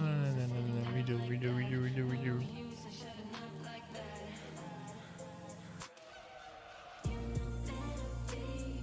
No, it's almost 12. You finna go loudly crying face.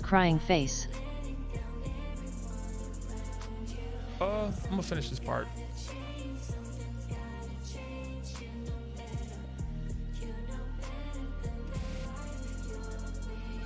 else you might want to turn on is bloom. That is sort of the, what would you call it? Like glare, maybe? Glare. I'm not really an EV guy, to be honest. I don't use it that often, but it's something you could turn on to add a little bit of glare to it or something like that. But there you go. So we got that, and then we got the cycles one. And it's, you start to understand it. Okay. Now let's add in something of this scale and of this material quality, which is icing. Which, EV or if you've ever looked at my ear, for example, or anyone's ear in direct sunlight, you can often see through it. Can I get it so that you can see through it? Nah. Okay, but you get like you see like the blood vessels and like your ears. Can you glow make me red 12 in donuts, sunlight, please? Right? That is scattering. It's light that is scattering through a surface. You see it, like that's the example everyone gives there, an ear. But also you see it in things like a glass of milk. You see light start to like enter into it and sort of diffuse through the milk. Well, something of this scale and this type of material does the same thing. And it kind of feels hard, like the donut feels hard, like it's almost like it's made of concrete or something. It's because it doesn't have any of that scattering. So that is this value, subsurface scattering. So if I increase this to let's try 0.1. This radius here, you can see that it's changed it. It looks terrible. This radius here is actually LOL, in use a meters. donut Like man now face with tears of joy. Shouldn't scatter that far. And it's also why there are 3 of them. That's the red channel, green channel, blue channel, which is probably, I don't know why it split it like that. Probably because of mass and the fact that, different rays will spread at different wavelengths, like distances. I don't know. But either way, I just change all of them at once, which you can do by dragging down over the values. And then I just adjust it to, I'll just enter it in, 0.002, which is really, what is that? Is that millimeters? Hang on, let's try this. 2 mil, oh, you can't enter it in here, even though it is actually like in millimeters. But let's go 0.02. I think that is millimeters. Oh, 0.02? No, That's 2 centimeters. 0.02. Okay, there we go. That's 2 millimeters. I try not to diverge from the script, Andrew. I've rehearsed this before. All right, now you can't see much here, and part of that is also because the Up subsurface next, you'll color turn into the is the one that cupcake it is man looking rolling for. So on what the color floor should it be laughing. when it scatters through something? I usually make this like a more saturated version of the base color. I don't know if that's technically accurate, but it's sort of what I do. And then this subsurface value here would basically control like how much scattering do you want to have happen. So this is what it looks like before. I'm going to do another one right here. And let's just see now that we compare it, okay? So not much difference. And look, it's pretty hard to tell on something of this type of material. You will notice it a lot better when we've got the sprinkles on top, because we'll be able to see the shadows and everything like that. You might be able to see a little bit there. I don't know. Anyways, then I'll do another one with cycles, because why not? And I'm going to be sticking to cycles for the rest of the tutorial, until maybe the end. I'll try and sort of make it more compatible towards the end. But I generally try to stick to cycles because it does make it simple. And if you've got a card that can perform it well, it's pretty nice. It does. You will notice a difference, right, in overall quality with cycles. I'm trying to get this. But again, right I know it's not for everyone. So there are the 2 options for you. So, by the way, here's something else. I don't know what I want to do, talk to you as my friend or just troll you every day. This preview mode. A little bit of both. It is using an HDR, which is cool because you can see like the reflections on it, and you can see the shape, and you can understand how this would be helpful for building a material. You can tweak it and see everything in real time. It's great. I don't even know what he's If you change it to scene lights, it will take advantage of the lights that you have in your scene. And then if you check this button, scene world, it is now taking advantage of everything, the whole world as well. So there is actually no difference between if you've got those 2 things checked and actually just using EV. So if I switch that to EV, you can see that I can swap between these. There is no difference. So what that means is I can keep my rendering engine to cycles. And then if I just want to preview everything in EV, I can keep it there. And then I can swap to cycles when I need it over here. Okay. I mentioned I was going to talk about samples. So that's what this grain is, okay? So the way path tracers work is that, oh God, how technical do you want to get? It's a Monte Carlo Russian roulette system where it's, it gets really, really complex. But basically, it samples, it starts grainy and then it gradually refines the image to try to arrive at a repeatable, predictable result. Basically. So you can see it's starting to get grainy and then it eventually resolves and it says rendering done. So it says rendering done when it has reached its max samples right here. And you can see there are 2 settings here. You've got viewport and you've got render. So when I hit render, that's why it was taking a little bit longer, because the max samples is 4 times as high. Now for something of this size, you don't need that many samples.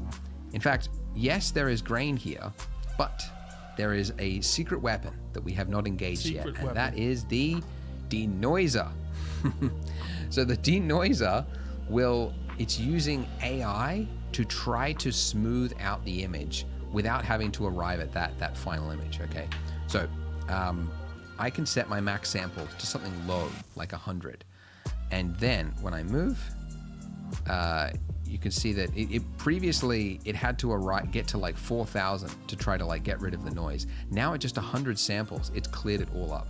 It is miraculous. This is one of the biggest, what NVIDIA did, and I'm sure it wasn't just NVIDIA, a whole bunch of companies create different denoisers, but introducing this to all the softwares for people that have NVIDIA cards, that's why they did it for free,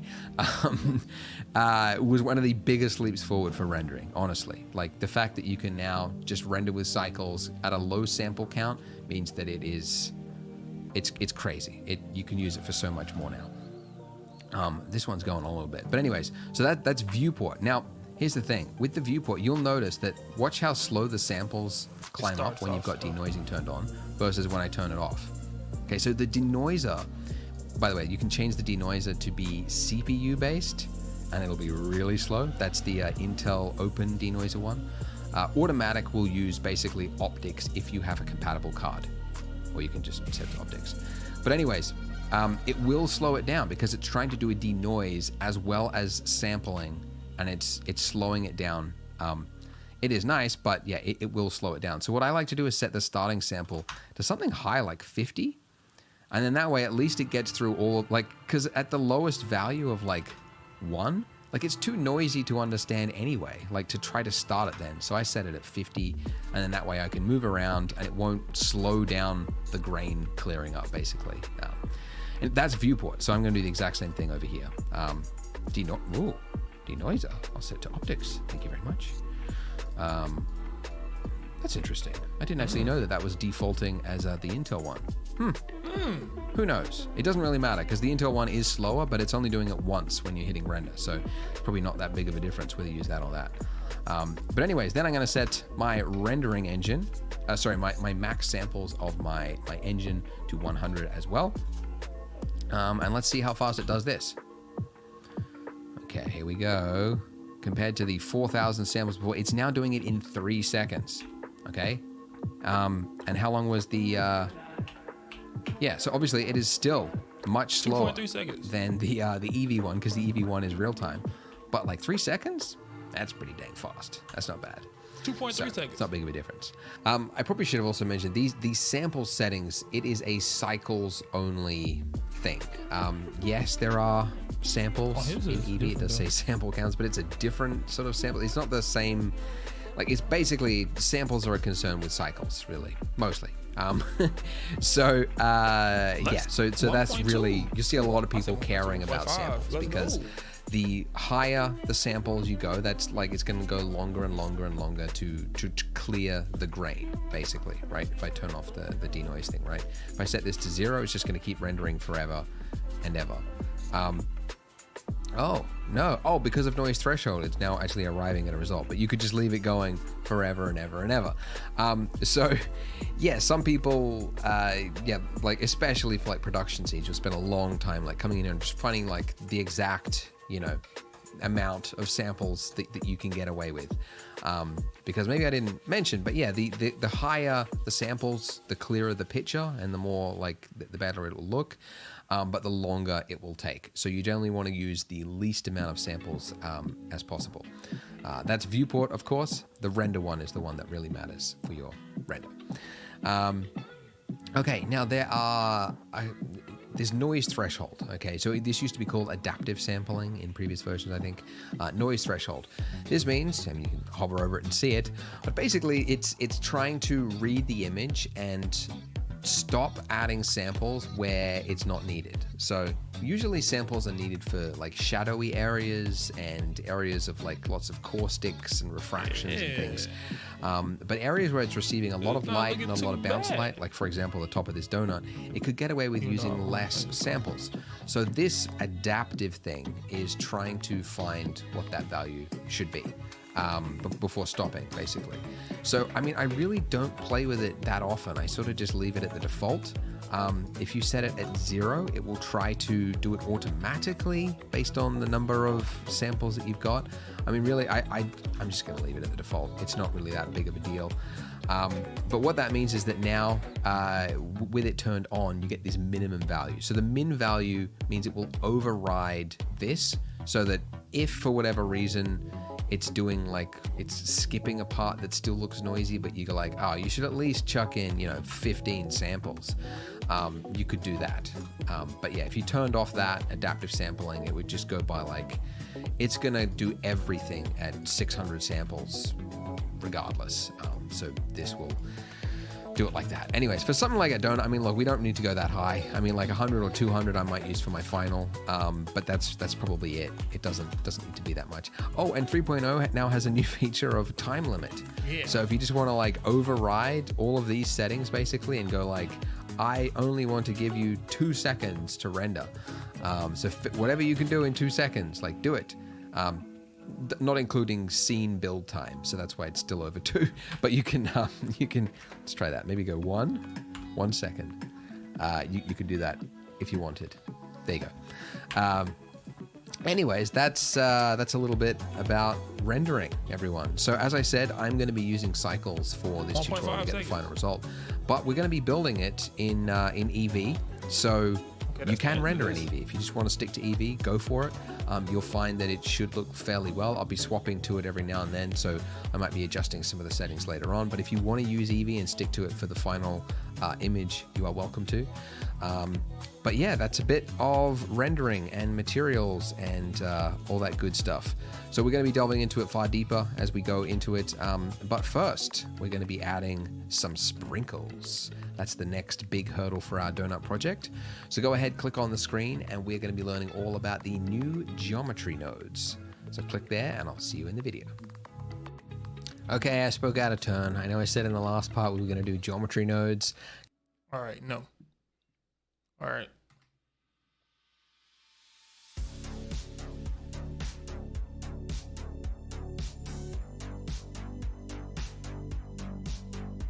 It's that time.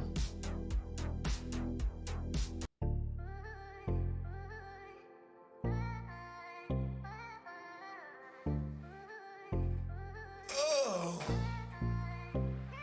Did doing any of those renders cause my stream to lag?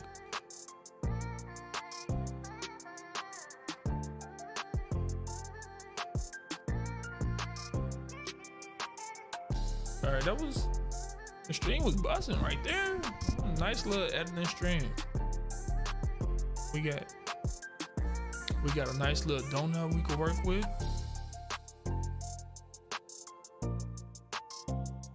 But now it's time to call it a night. I don't think so. That's good. That's actually good. So then that means I could keep doing this without having it cause my stream to suffer.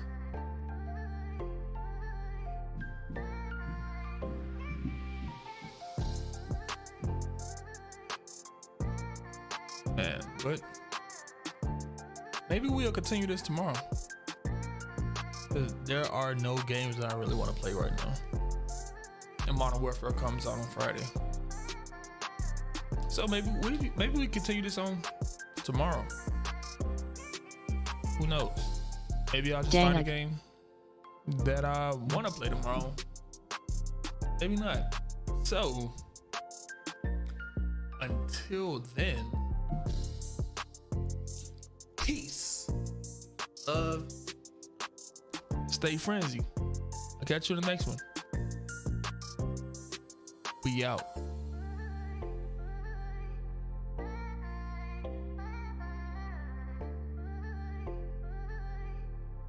Have a good night, guys.